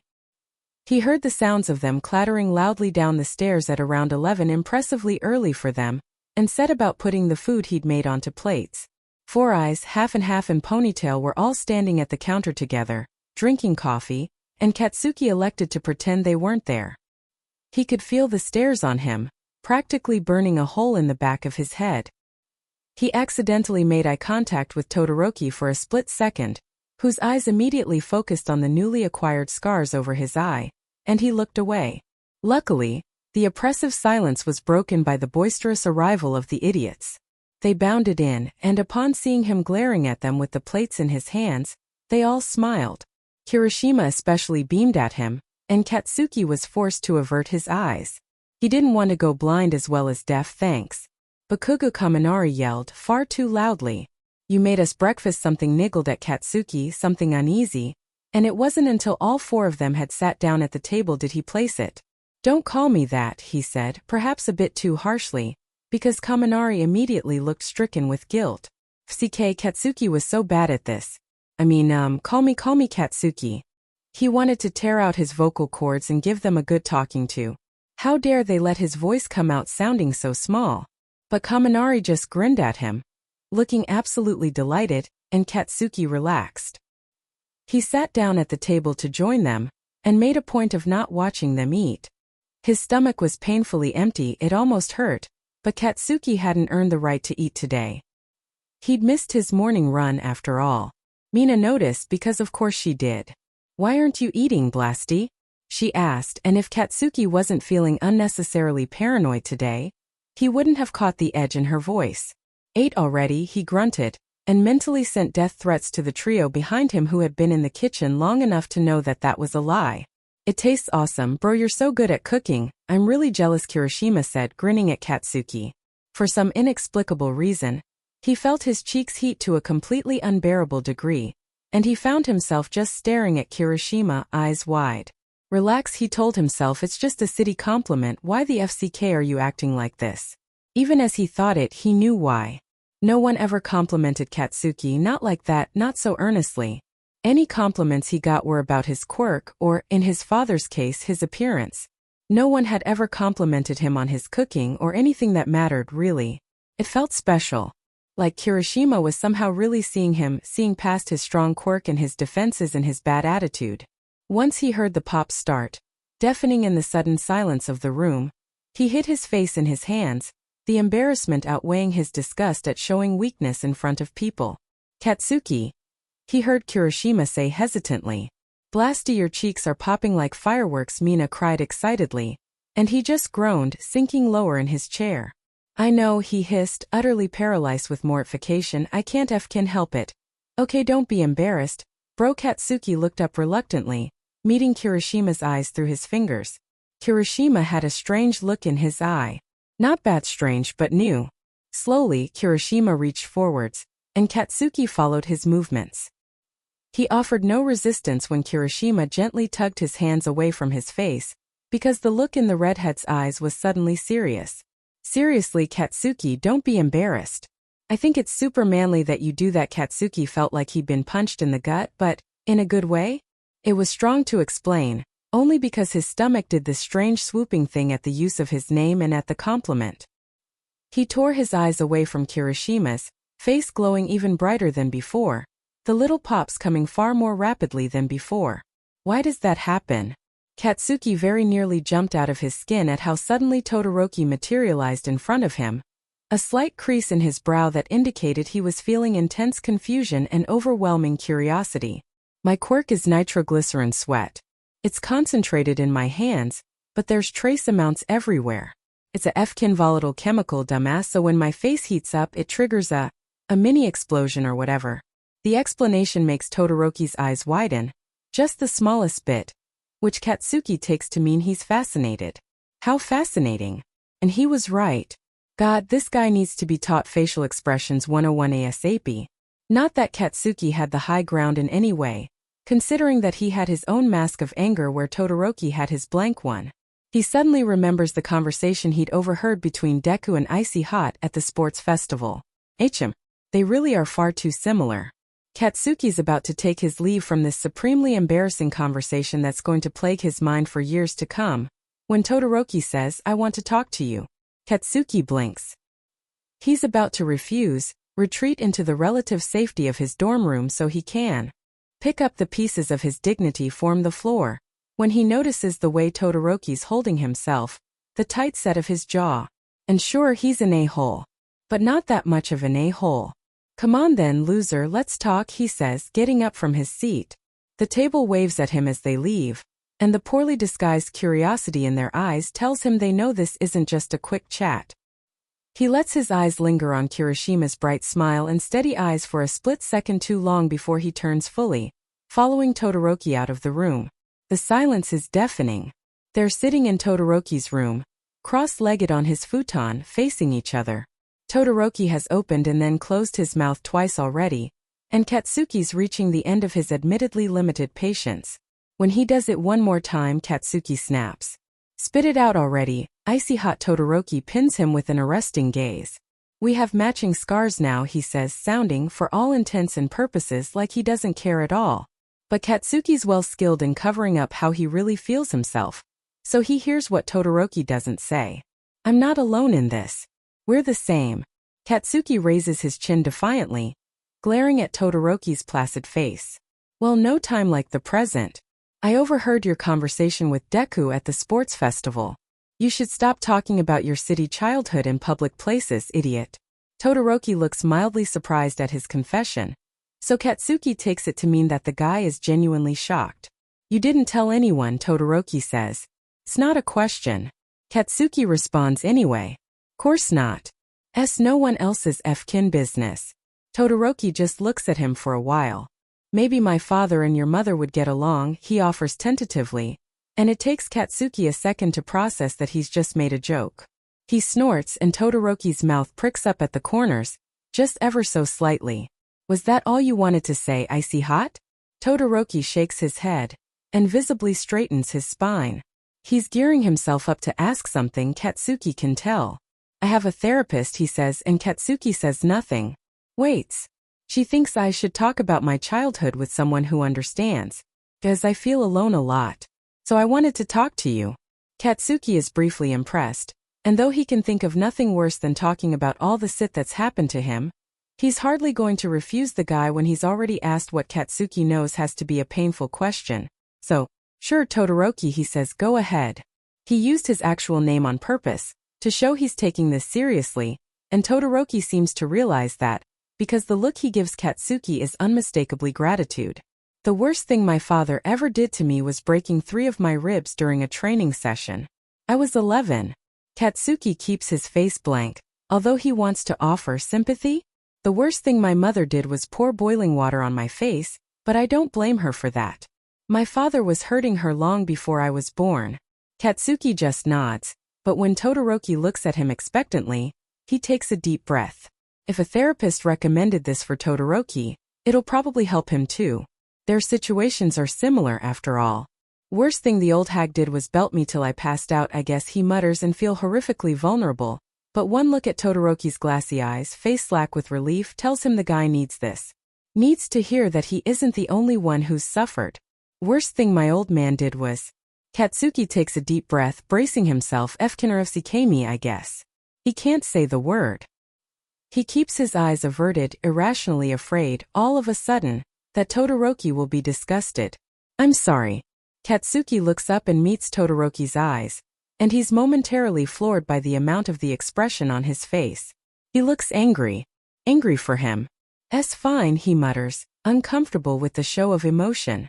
Because while he can handle this exchange of facts, if they bring how he felt into the equation, he's going to have to leave. "I really would like to punch your father, Baku Katsuki. Do you take offense to that?" Katsuki stares at Todoroki's earnest face for a second, and then laughs out loud. "I'll let you do it if I get to beat the shit out of your city, old man," he says, meaning every word. Todoroki smiles at him, and Katsuki feels the sudden urge to keep going. He likes this, he realizes, talking to someone who understands. Understands the fear. "I'm strong of hearing," he blurts out suddenly and holds his breath.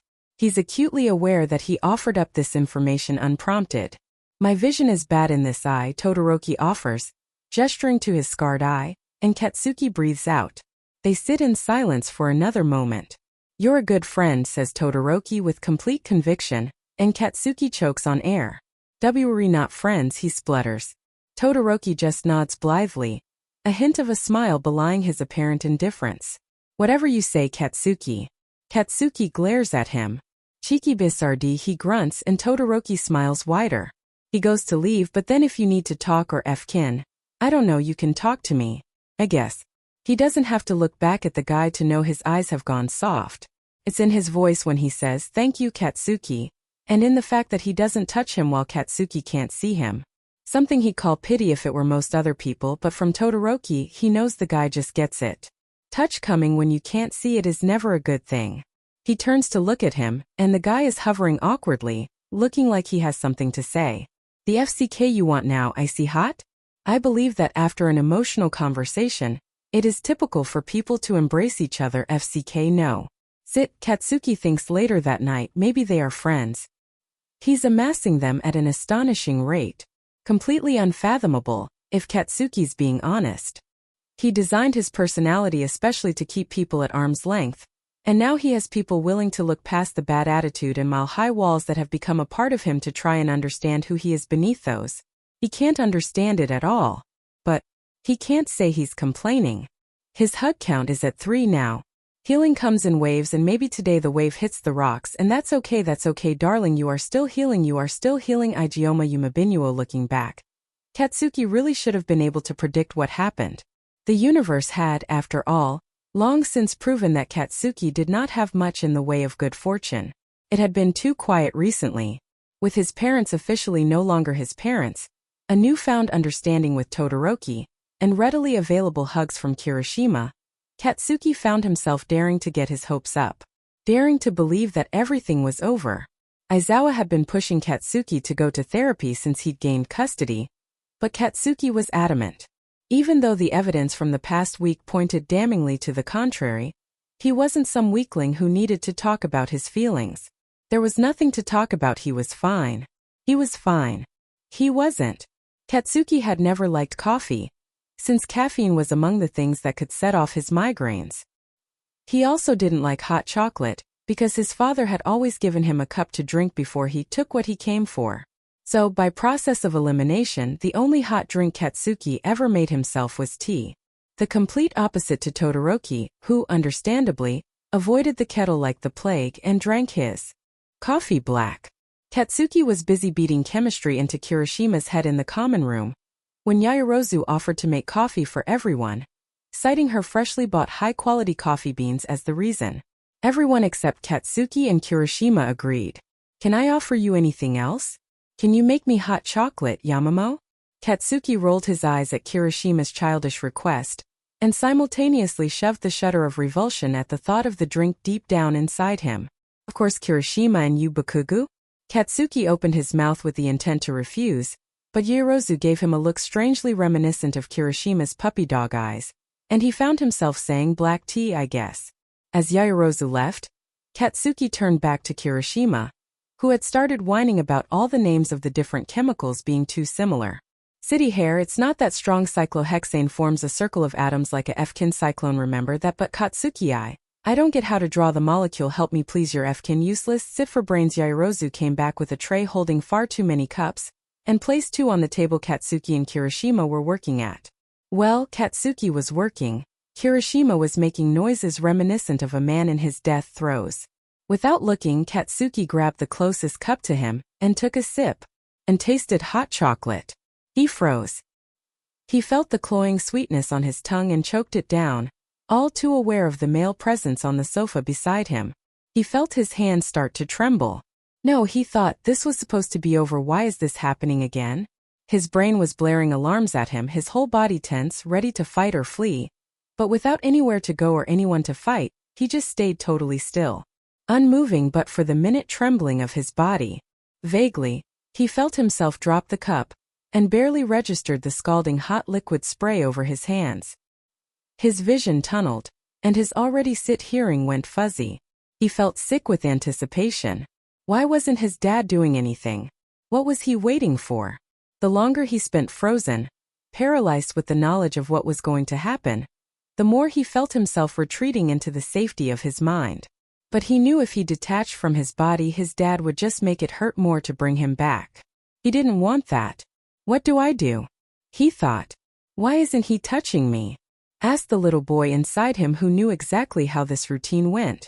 First it was hot chocolate, his favorite drink from when he still thought his parents loved him, and then it was the hands, the pain, the suffocating helplessness, and then the shame. No, he didn't want this to happen again. He heard a voice then, a voice that sounded like he was underwater and someone was yelling from the surface. Tsukisuki cat. Katsuki, his head broke the surface. He gasped for air. He looked at the source of the voice. Kirishima. Face white and red eyes wide. Oh God, Katsuki, are you okay? What was that? Katsuki wanted to answer, because he sounded so damn worried. But his lungs were busy inhaling as much air as they could. With every gasping breath he took, rationality came back to him from the corner it had hidden in to let his survival instincts take the wheel. He was sitting on the sofa in the common room, Kirishima beside him. Other people were looking at him. His hands hurt and his trousers were wet. A glance downwards told his newly returned logic what had happened. The cup containing the hot chocolate for Kirishima was lying on the ground, the drink soaking into the carpet. The cup containing the tea meant for him sat innocently on the table. Katsuki couldn't tear his eyes away from the slowly spreading stain. The dark brown stain. On the light-colored carpet. CK. He'd made a mess. With still shaking hands, he pulled the packet of tissues from his pocket and slid off the sofa onto his knees. Voices were saying something to him, but first Katsuki had to clean this up. He started rubbing frantically at the stain, but the tissue just flaked into pieces and made the mess even worse. Katsuki felt traitorous tears pricking at his eyes. CK. He couldn't do anything right. He messed everything up. A hand landed on his shoulder, and Katsuki flinched away from it. His hands were shaking too much to hold the tissues right. CK. The hand returned, hovering in his peripheral vision, and was accompanied by a low, steady voice that Katsuki knew. Slowly, the frantic energy that Katsuki had summoned to clean the mess he'd made drained away, his body recognizing the owner of this monotone voice and relaxing, finally untensing the muscles that had been on standby since his first sip of the hot chocolate. That's it, Katsuki. Deep breaths. You're safe, you're okay, you're in the UA common room, no one's going to hurt you. Can I touch you? Katsuki nodded jerkily, embarrassment coloring his cheeks with the return of his faculties, letting him know that he'd just had a full-on meltdown in front of a good portion of the class. Sit. What happened to not showing weakness? The owner of the voice, who Katsuki finally placed as being Aizawa-sensei, put a careful hand on his shoulder again. Katsuki stiffened at first, but when no pain accompanied the touch, he let the last of the tension leave his body, and he slumped against the supporting arm. They sat like that for a long time, Aizawa quietly and steadily talking about nothing, soothing Katsuki with the familiar cadence of his voice, and Katsuki reining in his panic, and taking back the control over his body. Once Katsuki's breathing was normal again, and his heart had slowed down, Aizawa stopped talking, and shifted to look at him. Katsuki couldn't meet his gaze. So, problem child, what were you saying about not needing therapy? The dry question shocked Katsuki out of his shame and startled a laugh out of him. What triggered this, Katsuki? Katsuki bit his lip, unwilling to admit that something as tiny as a sip of a drink had made him totally lose it. Hot chocolate, he said, almost at a whisper. I see. Aizawa got up, pulling Katsuki with him, and started walking him to the door of the dorms. Wait, Katsuki turned, meeting the eyes of Kirishima, who looked haggard. Katsuki, are you okay? Please, I'm so worried, what happened? Katsuki went to explain, but Aizawa beat him to it. The hot chocolate was what triggered Katsuki's panic attack, Kirishima. I'm bringing him to Hound Dog straight away. He'll be okay. Kirishima practically ignored him, his eyes boring into Katsuki's. Are you okay? I'm fine. Don't say you're fine, you said that before and you clearly aren't well. What do you want me to say? I am fine now, I just freaked out a bit, but it's no big deal. Stop pitying me. Kirishima just looked at him, eyes wide and hurt. I'm not pitying you, Katsuki. I would never. Katsuki just closed his eyes. I know, he said quietly, and he figured he at least owed him this much. I'm not fine. But I will be. He could feel Kirishima's smile as Aizawa walked him away. After talking to Hound Dog, and then the therapist Hound Dog had referred him to, Katsuki went straight to bed, his body exhausted from being on a hair trigger for most of the day. He'd be going to the same therapist as Todoroki once a week now, Wednesdays after school. She told him that he needed to start confronting how he felt about what had happened to him, instead of just viewing it as events separate from himself. Katsuki no longer found it surprising that Todoroki had seemed to be doing better lately. This woman knew her stuff. She'd assured him that, if they worked on it, he could discover his potential triggers and eventually learn to deal with them. It was a silly thing to look forward to, but she'd promised him that one day he'd be able to drink hot chocolate again. And he knew it was stupid and weak to get emotional over such a childish drink. He shouldn't care. But he remembered vaguely, him at 4, maybe 5, his quirk still new and his love for All Might still all-consuming, sitting in front of the TV. An All Might documentary playing. An empty house with no screaming mother or absent father to put him on edge. And a hot chocolate with marshmallows in his little hands. He wanted to get better so badly. He didn't want to be weak anymore. All my emotions feel like explosions when you are around Ricky Montgomery. If someone asked Katsuki how therapy was going, he'd be inclined to stay quiet as a response. Because honestly, he had no idea how it was going. He'd spent 15 minutes at the start of every session silencing the voice inside his head insisting that therapy was for weaklings. Then his therapist Dr. Takahashi asked him if he had anything he wanted to talk about. He'd always say no, even if he did, because while he knew logically that sharing emotions other than anger wasn't weakness, the rest of him still firmly believed that it was. After that, Dr. Takahashi would ask him a question. Something like, "How was your day? Did you get angry at someone today? And did you spend time with anyone today?" Strangely, she had an uncanny ability of making his walls go down. He knew it wasn't her quirk, he'd asked her, but she insisted that was just a necessary skill for a therapist. Katsuki was just convinced it was witchcraft. Because somehow, despite only having been attending therapy for a week, and therefore only having spent 2 hours with the woman, she'd already relaxed him enough that he'd let slip that his mother hit him for the first time when he was 4. He couldn't even remember how he'd said things to her he'd never said out loud before. Because, sure, there were people who knew about how shitty his life had been up until pretty damn recently, but he'd never told any of them they'd fkin walked in on it. Well, he'd told Todoroki, but that was a different situation entirely. He understood, had been through similar, so it wasn't comparable. And here he was, having just casually mentioned the first time his mother ever hit him to a veritable stranger. What the FCK. Therapists had all sold their souls to the devil in exchange for the ability to make people open up. Katsuki was sure of it. "You said the first time your mother hit you was at the age of 4, Katsuki? Could you explain that situation to me?" Sit. Katsuki couldn't see a way out of this. He really didn't want to answer because talking about private things in his life, things that had actually hurt him, was more difficult than anything else. He'd rather have All Might knock him unconscious again than talk about how he'd felt the first time his mother hit him. But, on the other hand, he didn't want to seem weak, like he couldn't handle it, by refusing to answer the question. He wasn't some pathetic child who had to be coddled and catered to just because his mommy smacked him around a bit and his daddy liked to FCK him.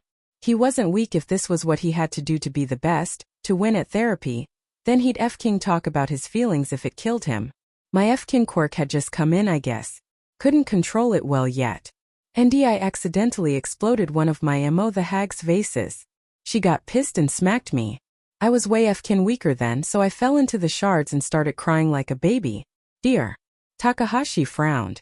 Katsuki sweated nervously under her piercing gaze, and started cracking his knuckles to give himself something to do. Katsuki, she said, "It sounds to me like you're blaming your younger self for what your mother did and your own reaction to it. Why did you say you started crying like a baby so disparagingly?" Katsuki just stared at her, uncomprehending. "Crying is weak," he said slowly, not understanding the question.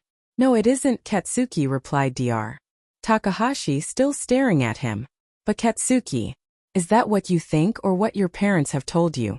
At that, all Katsuki could do was blink. He didn't really understand. Crying was weak. Showing emotions made you vulnerable, and people would always take advantage of that vulnerability. Tears had been beaten out of him a long time ago. Crying was something that happened without his consent, like when he woke up from a nightmare, or smelled someone wearing his mother's favorite perfume. But was that his opinion? Unbidden memories flashed in his mind's eye. 5 years old, crying because of a skinned knee. His mother hitting him and telling him that boys shouldn't cry. 7 years old, crying because he dislocated his shoulder with one of his explosions. His mother yelling at him to stop crying like a little beach, as she yanked his arm back into its socket. 10 years old, tearing up because his mother had used the belt on him for the first time. His mother hitting him harder and hissing, "If you weren't such a pathetic crybaby, I wouldn't have to beat it out of you." 14 years old, waking up gasping and sparking off after yet another nightmare about the sludge villain. His mother dragging him out of bed by his hair and saying, "I can't believe I raised such a coward." Oh, yet another vital part of Katsuki's personality was the product of his sit childhood. How great! How much of himself, the way he acted, the values he held were actually his. And how many were his mother's? His father's? Katsuki, huh? Dear. Takahashi looked concerned. "I'm sorry for pushing you, Katsuki. I didn't realize my question would affect you so much." Katsuki did what he did best. Took all the confusing, swirling, complicated emotions sitting heavy in his chest and funneled them into the familiar fire of his safety net anger. "I'm not f-king affected FCKU. Beach, you don't know anything about me, dar." Takahashi stood up, reaching out a hand to Katsuki, that same disgusting concern written all over her face. And Katsuki bolted. It seemed that he wasn't even strong enough for this. Later that night, after he'd reluctantly asked Aizawa to apologize to Dr. Takahashi for him, he didn't think he was capable of doing that himself yet. He sat beside Kirishima in his obnoxiously red dorm room. The redhead was working through algebra questions with an expression of pure devastation on his face, and Katsuki was reading a manga. Shoujo, but he'd never admit it, even under pain of death. Katsuki watched Kirishima. Watched his tanned hands run through his gel-free hair in frustration. Watched his spiky smile when he solved an equation. Watched the way he'd shuffled so close to Katsuki on the bed that their knees were touching. He watched and he wanted. Wanted like he never had before, like he never thought he ever could, would ever want to. A voice, sounding suspiciously like his mother's, hissed disgusting, unnatural in his mind, but her voice had become easier to ignore. The voice of the little boy inside him, the one that said, "Why are you doing this? You know how much this hurts," was far more difficult to disregard. Because he did know. And it did hurt. Had been hurting so badly for so long. But Katsuki looked at Kirishima, looked at his soft smile and the tiny scar on his left eyebrow, and he knew. Kirishima wasn't capable of hurting anyone. He was kind. Far kinder a person than Katsuki deserved, really. So he pushed away the small, scared voice inside him too. Told the little boy, "Thank you for trying to protect me. But it's okay now. We'll be okay with him. Promise." Kirishima. The redhead looked up, and then blinked in surprise when he noticed how close Katsuki had gotten. "Bro?" Katsuki took a deep breath. "I want you to embrace me, city hair." Kirishima's eyes went comically wide. "Are you sure, Katsuki? I don't want to make you uncomfortable." Katsuki's heart warmed. Even when he was straight up asking the guy to do it, he was still, "I'm sure, Kirishima. Embrace me," and then, because Katsuki knew it would work, "Please." Kirishima put a careful hand on his cheek, coming even closer, so they were breathing the same air. He put his other hand on Katsuki's waist just as carefully. Katsuki, to hide his trembling hands, fisted them into Kirishima's t-shirt. "You're so appealing, Katsuki," Kirishima whispered. And then finally Kirishima kissed him. It wasn't much of an embrace, all things considered, not really. Just a press of lips. But to Katsuki, it was the best embrace he'd ever received. When Kirishima pulled away, Katsuki chased him for a split second before regaining his bearings. "Bro," said Kirishima, face as red as his hair, "was that okay?" "It was my first embrace." Katsuki's heart gave a sickening little lurch. "I'm sorry it wasn't mine," he said, harsher than he meant to, and tried to pull away. Kirishima wasn't having any of it. "Katsuki, listen to me. None of what happened with that disgusting man matters to me, okay? I don't care that it wasn't your first embrace, or anything like that. It was our first embrace with each other, so it's just as special." Staring into Kirishima's earnest red eyes, Katsuki felt his own start to burn with the telltale sign of oncoming tears. He tried to blink them away to no avail. You can cry if you want to, Katsuki. I know I would. Crying is manly as hell. Crying is weak. Is that what you think? Or what your parents have told you? A gasping breath left Katsuki, and he rubbed at his eyes almost desperately. Kirishima just pulled him into his chest. I won't look at you, Katsuki. Just let it out, please. It's okay to cry. Crybaby. Weakling. Pathetic. A sob tore itself out of Katsuki's throat. That's it, Katsuki. Crying is manly. I'm so proud of you. I'm so proud of you. The dam broke. Katsuki started sobbing into Kirishima's chest as the other boy wrapped his arms around him, enveloping him in warmth and safety. His father may have stolen his first embrace, his first everything. But, as Kirishima had said, it was our first embrace with each other, Katsuki. Katsuki liked the sound of that. Takahashi was probably going to use her therapist's black magic to make him spill this story in their next session. Maybe she would say, I'm proud of you, Katsuki, too. Are Blasty and Kiri holding hands? Shut the FCK up, Pikachu. Where there is anger there is always pain underneath. Eckhart Tolle. Katsuki really thinks for the first time in his life that things are actually looking up for him. He's been going to his sessions with Dr. Takahashi regularly, and spending a lot of time tucked into Kirishima's side as they watch movies together. He still can't really believe that someone as good, as kind as Kirishima wants to be with him, but that's a problem for future Katsuki. It's been nice, and he hasn't gotten truly angry at someone in nearly a whole week, but there's been something nagging at him. Something with green hair and greener eyes. Someone who's been witness to the ultimate lows in Katsuki's personality, the times when the pain and confusion and fear were practically splintering out of him, making it a matter of personal safety to stay out of his blast zone. Someone who actually cared to ask about the bruises always covering his body, the limp he often had, the way, when his father came to pick him up from school, his hand always rested just a little too low on his son's back.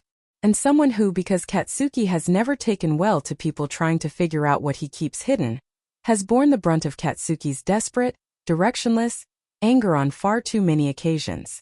And Katsuki's under no illusions when it comes to his history with Deku. He was a bully. He knows now, looking back with the benefit of a therapist telling him that no punching a wall or a person until his pain gets replaced with anger is not a good way of handling his emotions, that the way he treated Deku was wrong. It was wrong, and he knows he has to apologize. But he also thinks that Deku might have to apologize too. Because, well, Katsuki's not exactly great at emotions or talking, or expressing himself in a way people understand and listen to. He knows that. But he still doesn't know how else he could have handled Deku's dissection of him. He can't even remember how many times he told Deku to stop following him, to leave him alone, to stop asking him questions he didn't want to answer. And when Deku didn't listen, he got angry. He remembers asking himself, why does no one ever listen to what I want? So he got meaner. Started saying FCK off Deku or I hate you, Deku. But he still didn't listen. And Katsuki, looking back, he knows the word is overwhelmed or anxious, but back then, he just knew that Deku's incessant presence and questions made him feel bad. He was just always there, following him, staring at him with those big green eyes, asking him questions like, where's that bruise from, Kaken? And does your quirk taste as good as it smells, Kaken? It was when he started writing in his notebooks that Katsuki turned to his last resort. He became cruel. Like his mother. Started saying, you're a quirkless loser, Deku, and no one likes you, Deku. Started popping explosions in his face to scare him. Started shoving him into the wall when he passed him in the corridors. But Deku still didn't listen. He still followed him, still asked him questions, still made him feel shaky and bad. He still remembers the moment he told Deku to take a swan dive off the roof, the ice-cold fear that had trickled down the base of his spine.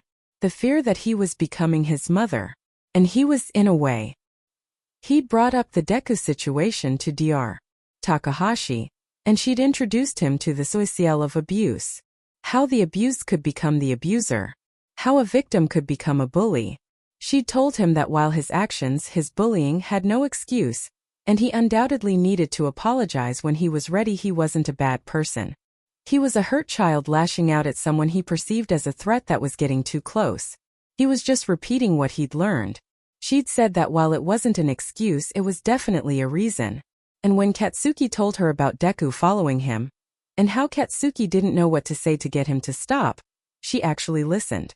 She said that Deku's behavior had also been wrong, and that Katsuki should have had his no respected. She told him that, with a lifetime of family and peers ignoring his boundaries, it was understandable that he would turn to anger and violence to try to enforce them. Katsuki had been shocked. He knew it was in her job description to make him feel understood, but still, he felt seen. It was that feeling that finally pushed him over the edge of uncertainty. He had to talk to Deku. It was, unsurprisingly, not that difficult to find him. He was standing talking to Todoroki in class pres in the common room, and with his therapist's advice echoing in his head, Katsuki took a deep breath, willed himself to be calm and not automatically tense when in the nerd's proximity, and walked over to the group. Deku, he said, steadfastly ignoring Todoroki's placid, insistent gaze and Ida's far more obviously confused one. "Yais, Kakin? Come with me," Katsuki said, and started walking back the way he came. His heart was already speeding up, and he sparked off the excess sweat his nervous hands were producing. CK. He could do this. It was just a conversation. An apology. Kakin? Katsuki ignored Deku's unspoken question and led them up to his room. He didn't want anyone hearing. He leaned against the desk once they were inside, and fixed Deku, who was standing awkwardly by the closed door, with a piercing stare. "Did you want to talk about something, Kakin?" Just looking at the nerd made him irrationally annoyed. Seeing those ever-watchful green eyes just reminded him of all the times he'd told Deku to go away, only for him to come even closer. He closed his eyes, and tried the new breathing exercise his therapist had shown him for when he felt overwhelmed.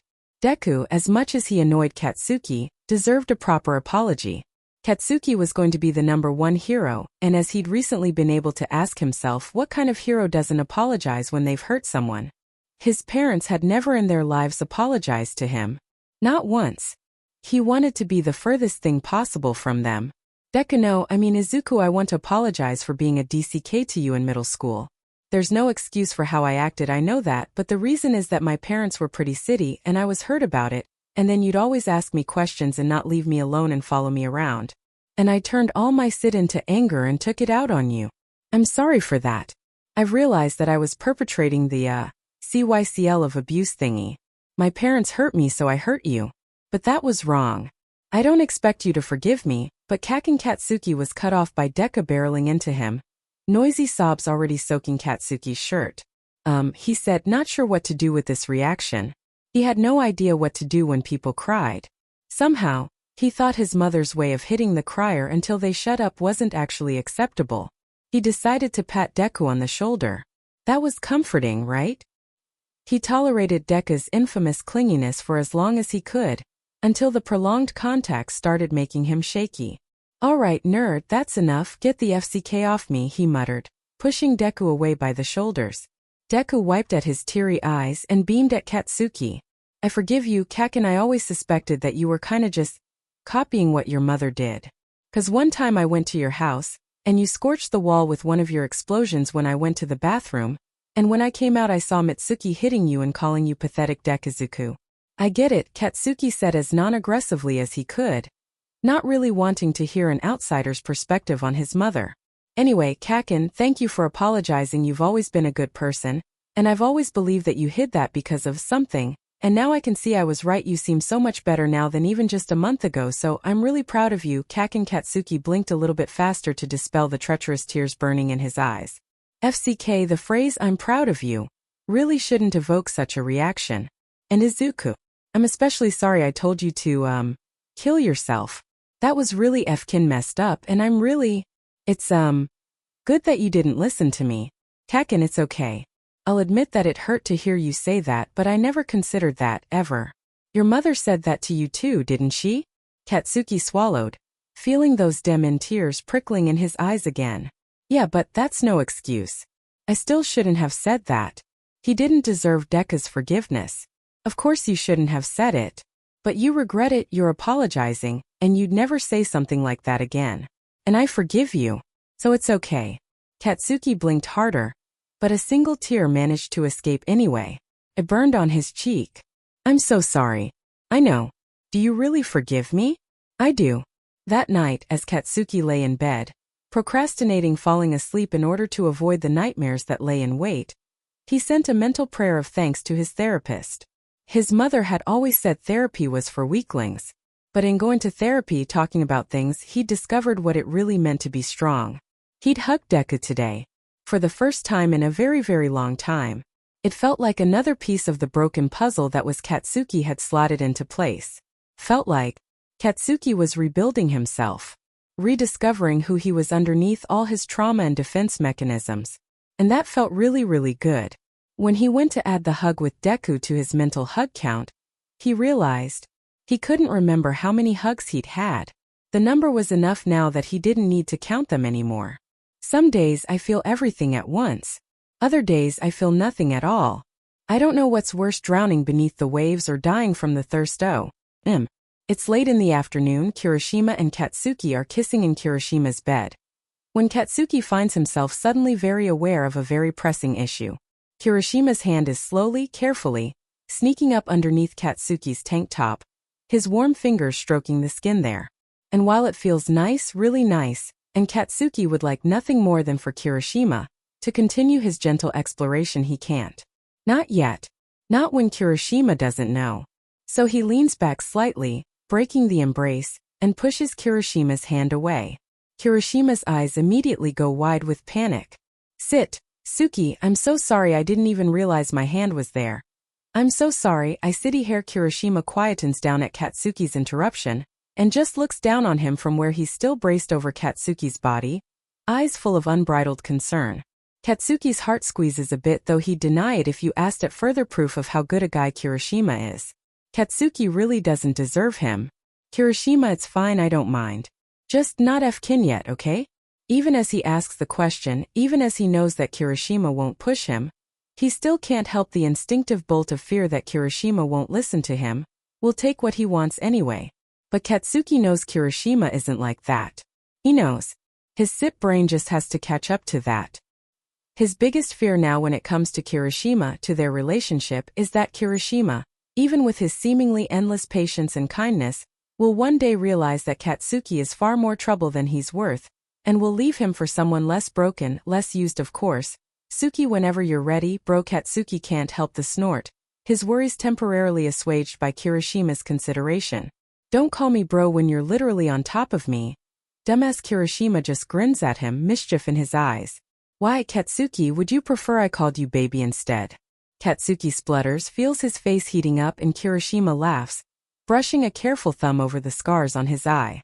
You're so pretty, baby, he says without any hint of a joke in his voice, and Katsuki chokes on air a little bit.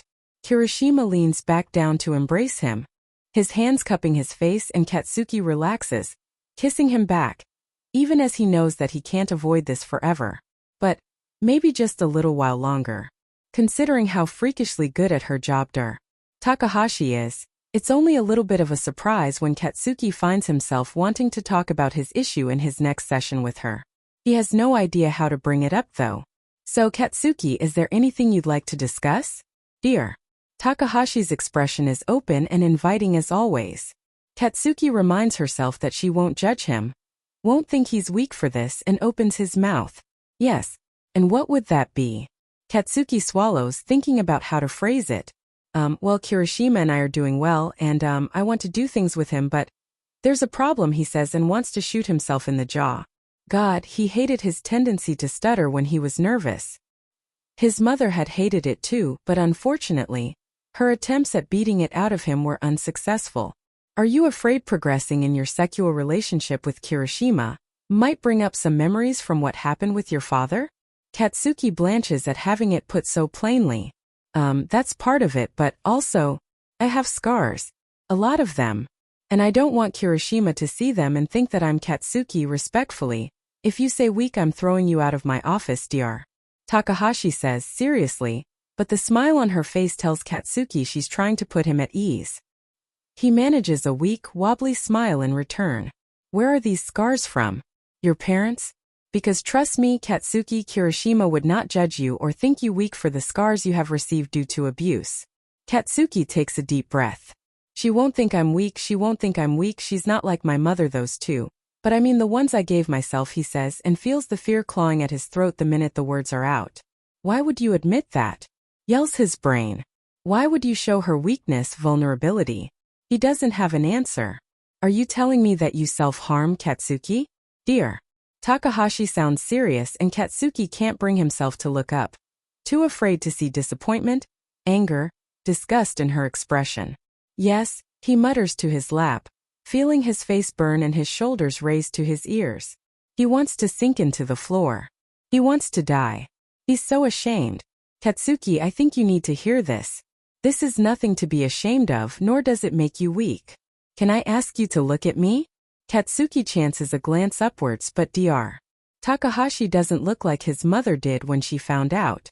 She doesn't look angry or disappointed in his weakness. She looks serious. A bit of the tension in his shoulders melts away. She won't hit him for this like his mother had. Always a good start. Can I ask you some questions about this, Katsuki? He nods mutely. What do you use to cause harm to yourself? Katsuki thinks about it for a moment. He's not sure what counts. There's the obvious ones, but sometimes when Katsuki feels bad, instead of awful, he'll run until he throws up, or punches something until his knuckles split, or doesn't eat until he passes out from hunger. But that doesn't count, right? He decides to stick with the obvious ones, the methods for when he feels awful, and resolves to do some discreet poking at Kirishima later. Maybe everyone likes to work out until they physically can't move when they have a bad day. I use my quirk. And razors, he says, in Dr. Takahashi's eyebrows knit together. Katsuki only has a brief moment to fear that now she's angry. Now she'll lean over and hit him when she says, I'm sorry to hear that, Katsuki. How long has this been happening? Katsuki takes a moment to think about that. He'd been 9? He's not 100% sure, but he knows it started after his father started touching him. He remembers that he just wanted one tiny piece of control, one tiny way to have some kind of command over the pain in his life. He had control over nothing else, not how his father used him, nor how his mother did. But he could control the sharp, sudden flare of pain when he aimed an explosion or a razor blade at his thigh. It became a punishment later, too. Every time he did less than perfect in a test, he'd hurt himself. Every time he f'd up in training, he'd hurt himself. He rationalized that he was only motivating himself to succeed. Looking back, Katsuki realizes he was only exacerbating his fear of failure. 9, I think. And do you still hurt yourself, Katsuki? Katsuki froze. What was the right answer? He knew therapy was all about being honest, but if he admitted that he did, that he had bandages wrapped around his thighs right this very second, wasn't he showing unforgivable weakness? After all, no one was hurting him anymore. He shouldn't still feel so bad that he had to do that to himself. He should be better by now. I'll take your silence as confirmation that you do, Katsuki. Dr. Takahashi said seriously, writing something down in her notebook. CK. Going back to your original worry, Katsuki, I can tell you with absolute certainty that Kirishima will not see you as weak for having these self-inflicted scars. Katsuki just stares at her, wanting to believe so badly. Really? He curses how pathetic his voice sounds. Absolutely. Being in so much emotional pain that you would rather hurt yourself physically is not shameful in the slightest. In fact, I believe it makes you strong. Katsuki scoffs. Listen to me, Katsuki. Just because you see them as a weakness doesn't mean you can presume others will think the same. Talk to Kirishima. Show him if you feel comfortable. Find out what he thinks. I am certain his opinion of you as manly will not change. Katsuki is, if he's being honest, absolutely terrified. Even though rationally, he knows that Kirishima is far too good a person to leave him over this, he can't stop the fear that this will make him lesser in his eyes. Kirishima has been sitting beside him for a good few minutes now, patiently waiting for Katsuki to be ready. So, Kirishima, remember when, we were kissing in your hand? Kirishima blushes red and nods, eyes never leaving Katsuki. Well, I want to tell you the reason, I stopped you. You don't have to tell me. Katsuki gives him a small smile. I want to Kirishima, he says quietly. And he realizes that he really does. He wants Kirishima. Wants to touch him, hold him, and be touched and held in return. Wants to be able to trust him enough to be naked in front of him, as vulnerable as he can possibly be. Kirishima takes his hand, rubbing his thumb in a soothing pattern on his wrist. Well, part of it is the sit with my old man, but the biggest part is that, I have scars. A lot. And they're not all from my parents. Some of them are, from me, Katsuki says, his voice getting weaker and weaker, practically a whisper at the end. He can't look up at Kirishima. He can't. So it comes as a surprise when he hears a sniffle. He looks up quickly and is shocked to see tears rolling down Kirishima's cheeks.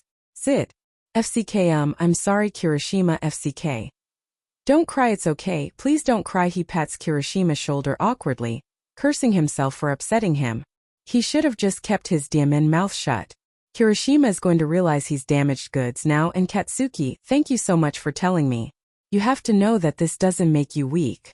I know you think it does because I know you, but I swear it doesn't. You're still the strongest, coolest, prettiest and manliest guy I know.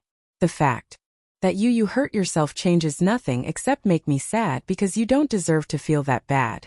Katsuki stares. Kirishima looks at him earnestly, eyes still wet with tears, gripping Katsuki's hand tightly, and Katsuki can't find the lie. Kirishima means it. He means it. Katsuki feels his own eyes burn, but forces the tears back. Thank you, he chokes out, and Kirishima gives him a watery smile. They sit in silence for a moment, and then Kirishima's hand snakes around Katsuki's waist and settles gently on his hip. Show him if you feel comfortable, echoes in Katsuki's mind. Before his mind can out of it, he pulls off his shirt and turns to face Kirishima. You can look if you want. The I trust you goes unspoken, but Katsuki knows Kirishima hears it in the way his smile softens when he looks at him.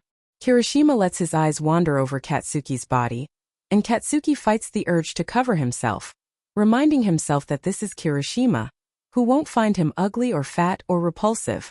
Kirishima reaches out and traces the jagged scar cutting vertically through Katsuki's collarbone with a feather-light touch, and Katsuki hears the question in the gesture. My mother threw me into a mirror. Kirishima's eyes go sad, and his fingers wander on the small white scars encircling his upper arms. My mother's nails. The burn scars on his hips. My quirk. And then when Kirishima moves to look at Katsuki's back, and gasps audibly. The word mine carved into his back. My father. Only scar he ever gave me. Kirishima touches it impossibly gently, and Katsuki doesn't even flinch. You're not his. You belong to no one, he says quietly, and Katsuki's eyes burn again. The straight, uniform white scars on his inner forearms. Razor. Kirishima doesn't embrace them, but he does say, in middle school I was so insecure I thought about cutting myself here, but in the end I was too scared of the pain so I didn't, and runs his fingers carefully over them. Katsuki cups his face and says, I'm glad you didn't, and I hate that you considered it. And then when Katsuki takes off his jeans, the thicker, deeper white scars on his thighs. Also razor. Thighs are easier to hide. Kirishima shrugs off his own shirt, and lets Katsuki map the muscles in his arms with the same gentleness Kirishima is touching him with.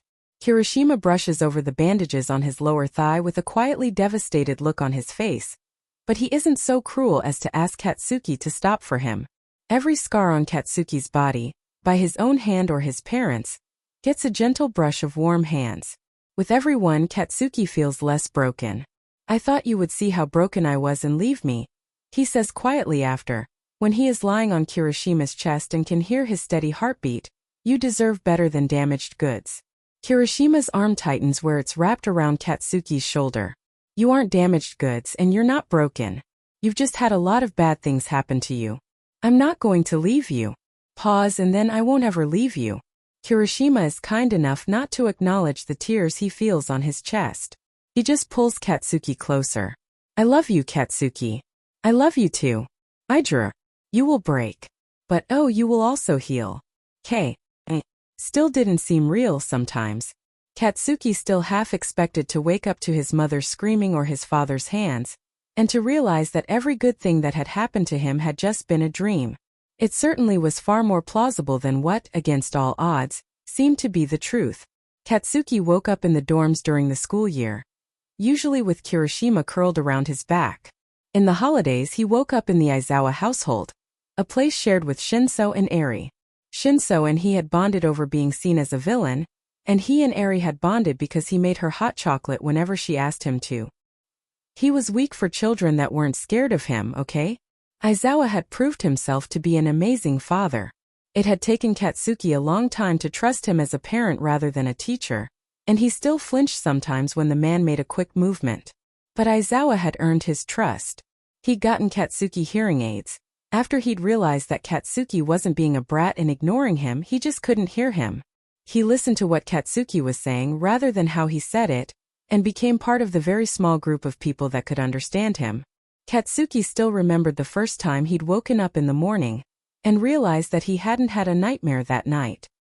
He'd ran and told Aizawa proudly in a moment of giddy excitement, and he'd regretted it not a second after. Why was he so proud of something so insignificant? Why did he think Aizawa would care? But then Aizawa had hugged him, and had said, loudly enough that Katsuki's terrible hearing would pick it up, "I'm so proud of you." It was the first time a parent, anyone Katsuki respected and wanted approval from, had told him that. Aizawa was kind enough to, for the second time, not comment on the tears soaking his shirt. After that, Katsuki had realized that he felt safe with Aizawa, and had stopped walking on eggshells around him, stopped waiting for the inevitable moment when the man would snap and hurt Katsuki the way he was used to. Katsuki was proud to call Aizawa his family. Things with Kirishima were really good. Katsuki called him Aijuru in private now, and it made him feel vulnerable, jittery and happy all at once. Kirishima had shot up over the years, and was now a good head taller than Katsuki, which was something that never failed to send Katsuki into a rage. Katsuki himself hadn't grown much at all, and anyone who so much as implied that he was short was attacked with no mercy. Kirishima found it hilarious. Katsuki had finally picked his hero name, with help from Kirishima. In the end he'd gone with Dynamite, a not-so-subtle homage to the man who had given Katsuki hope when he was drowning in the darkness. The man who, when Katsuki felt trapped and alone, gave him the hope that things would be better once he became a hero. Only Kirishima knew how much the name really meant to him. Everyone else thought it was just him being a fanboy, naming himself after All Might. He let them think that. Kirishima was unbelievably good to him. Far better than Katsuki deserved. But he never voiced thoughts like that because they made Kirishima sad. He left the self-worth issues to his therapist, or as she liked to call it, the mystery of how one can have competing superiority and inferiority complexes. It was a work in progress. He and Kirishima went on dates every week, if school wasn't overwhelming. Katsuki usually cooked food for Kirishima, and preferred staying in the dorms, watching a movie with Kirishima's warm arm over his shoulders. Kirishima liked to take Katsuki out. The aquarium was his favorite destination.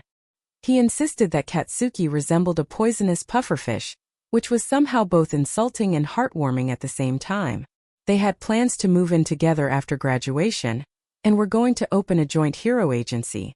Katsuki had had his doubts. There had never been an openly gay hero in the top 50, let alone the top 10, but Kirishima had assuaged his worries with a simple, "Then you'll be the first, baby." Of course he'd gotten an elbow to the ribs for the pet name, but it had made Katsuki feel better.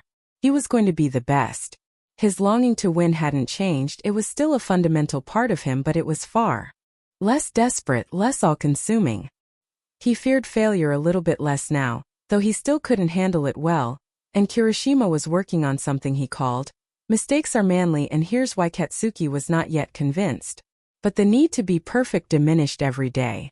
He'd never be the type of person who was able to laugh at his mistakes, but in time, he could maybe become a person who didn't tear themselves apart over everyone. Touch was still an issue for Katsuki, especially when it came to the bedroom, but Kirishima was unbelievably patient. On some days, Katsuki still felt his father's hands all over him, and couldn't even stomach an arm over his shoulders. On other days, he felt okay enough to touch Kirishima, and be touched back. It was a slow process, and Katsuki apologized every time he panicked and had to put a stop to proceedings, but Kirishima never minded. And he never kept going after Katsuki said no. Kirishima was incredible. And Katsuki was going to do everything in his power to be worthy of him.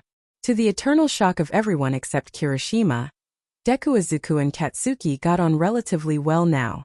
They'd never be best friends or friends at all really, but they had an understanding. They slipped up every now and again. Izuku would ask a far too invasive question, or Katsuki would say something needlessly sharp. But they'd both gotten better at admitting when they were wrong. Izuku had massively improved when it came to respecting boundaries. Katsuki no longer felt an instinctive prickle of anxiety when Izuku approached him. Katsuki had, stopped being a bully. Kaken became Katsuki, Deku became Izuku.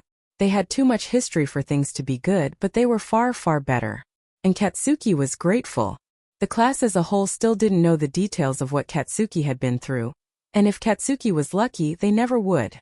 All they knew was what they had seen his mother nearly clawing his eye out, and what they inferred from his behavior. He suspected they knew his biological parents were less than good, and everyone knew that Aizawa was his adoptive father. He'd legally changed his name as fast as possible. Only the squad knew the details. They had walked right in on the worst part of it after all. Katsuki had talked individually with all of them, to assuage his irrational feeling that they all now thought him weak, or worse wanted to do to him what his father had done, now that it was presented as an opportunity.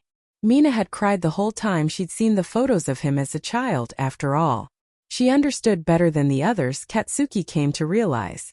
She understood in a way they were physically incapable of. Because Mina was a girl. She'd told him about the amount of time she'd been walking down the street and men had catcalled her. And the one time a man had followed her all the way to the gates of UA. She told him about how Mineta acted towards every girl in the class. She told him she understood the feeling of shame. Katsuki hadn't known what to say, but he'd gone to the other girls in the class and collected their stories about Mineta, added his own brief one from the first day, and gone to Aizawa. He knew she understood the words he couldn't say when she walked into the classroom the next week, and Shinso was sitting in Mineta's old seat. Sero hadn't made it a big deal. He'd offered Katsuki a joint, and then when they were both high, told him about his girlfriend, who none of them had met yet. He told Katsuki how angry it made him that something like that had happened to two people he cared about. He spoke about how she'd been through something similar, and he asked for Katsuki's permission to tell her about him. He said he thought that Katsuki being able to survive and keep going would help her in doing the same. Katsuki said yes. And when Sero formally introduced them all to his girlfriend, she walked right up to him and hugged him, and Katsuki, like others had done for him, pretended he couldn't feel the tears dripping on his shoulder. Kaminari had no idea what to say, that much was obvious.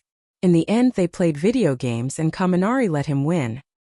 He also allowed himself to be educated by Mina on his behavior towards women.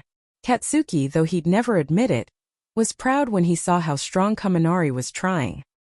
He started treating the girls in the class properly, and in doing so became more comfortable with himself. When he came out as bi in second year, and placed a warm hand on Katsuki's shoulder and told him that he'd been part of his realization, all Katsuki felt was flattered. He wasn't scared. He knew Kaminari was a good guy. They were the first real friends Katsuki had ever had, and he didn't plan on losing them anytime soon. Getting better wasn't easy by any stretch of the imagination. Katsuki relapsed often, he had nightmares almost every night, and if he got triggered could spend hours shaking in a corner, eyes wide and unseeing. But he also smiled more often, now ate unhealthy foods occasionally, and learned how to give compliments. He had a father that actually cared about him, a gentle giant of a boyfriend and pretty great friends. He was on medication for his depression and his anxiety, and his anger issues were far less prevalent than at the start of UA. Dear. Takahashi had reduced their sessions from twice a week to once a week. Whenever he got a migraine, he didn't lie in paralyzing fear and shame, hiding somewhere until it was over. He told Kirishima and got taken care of like he was worth something. He was improving. For the first time he was happy, and he felt no shame at all. The end.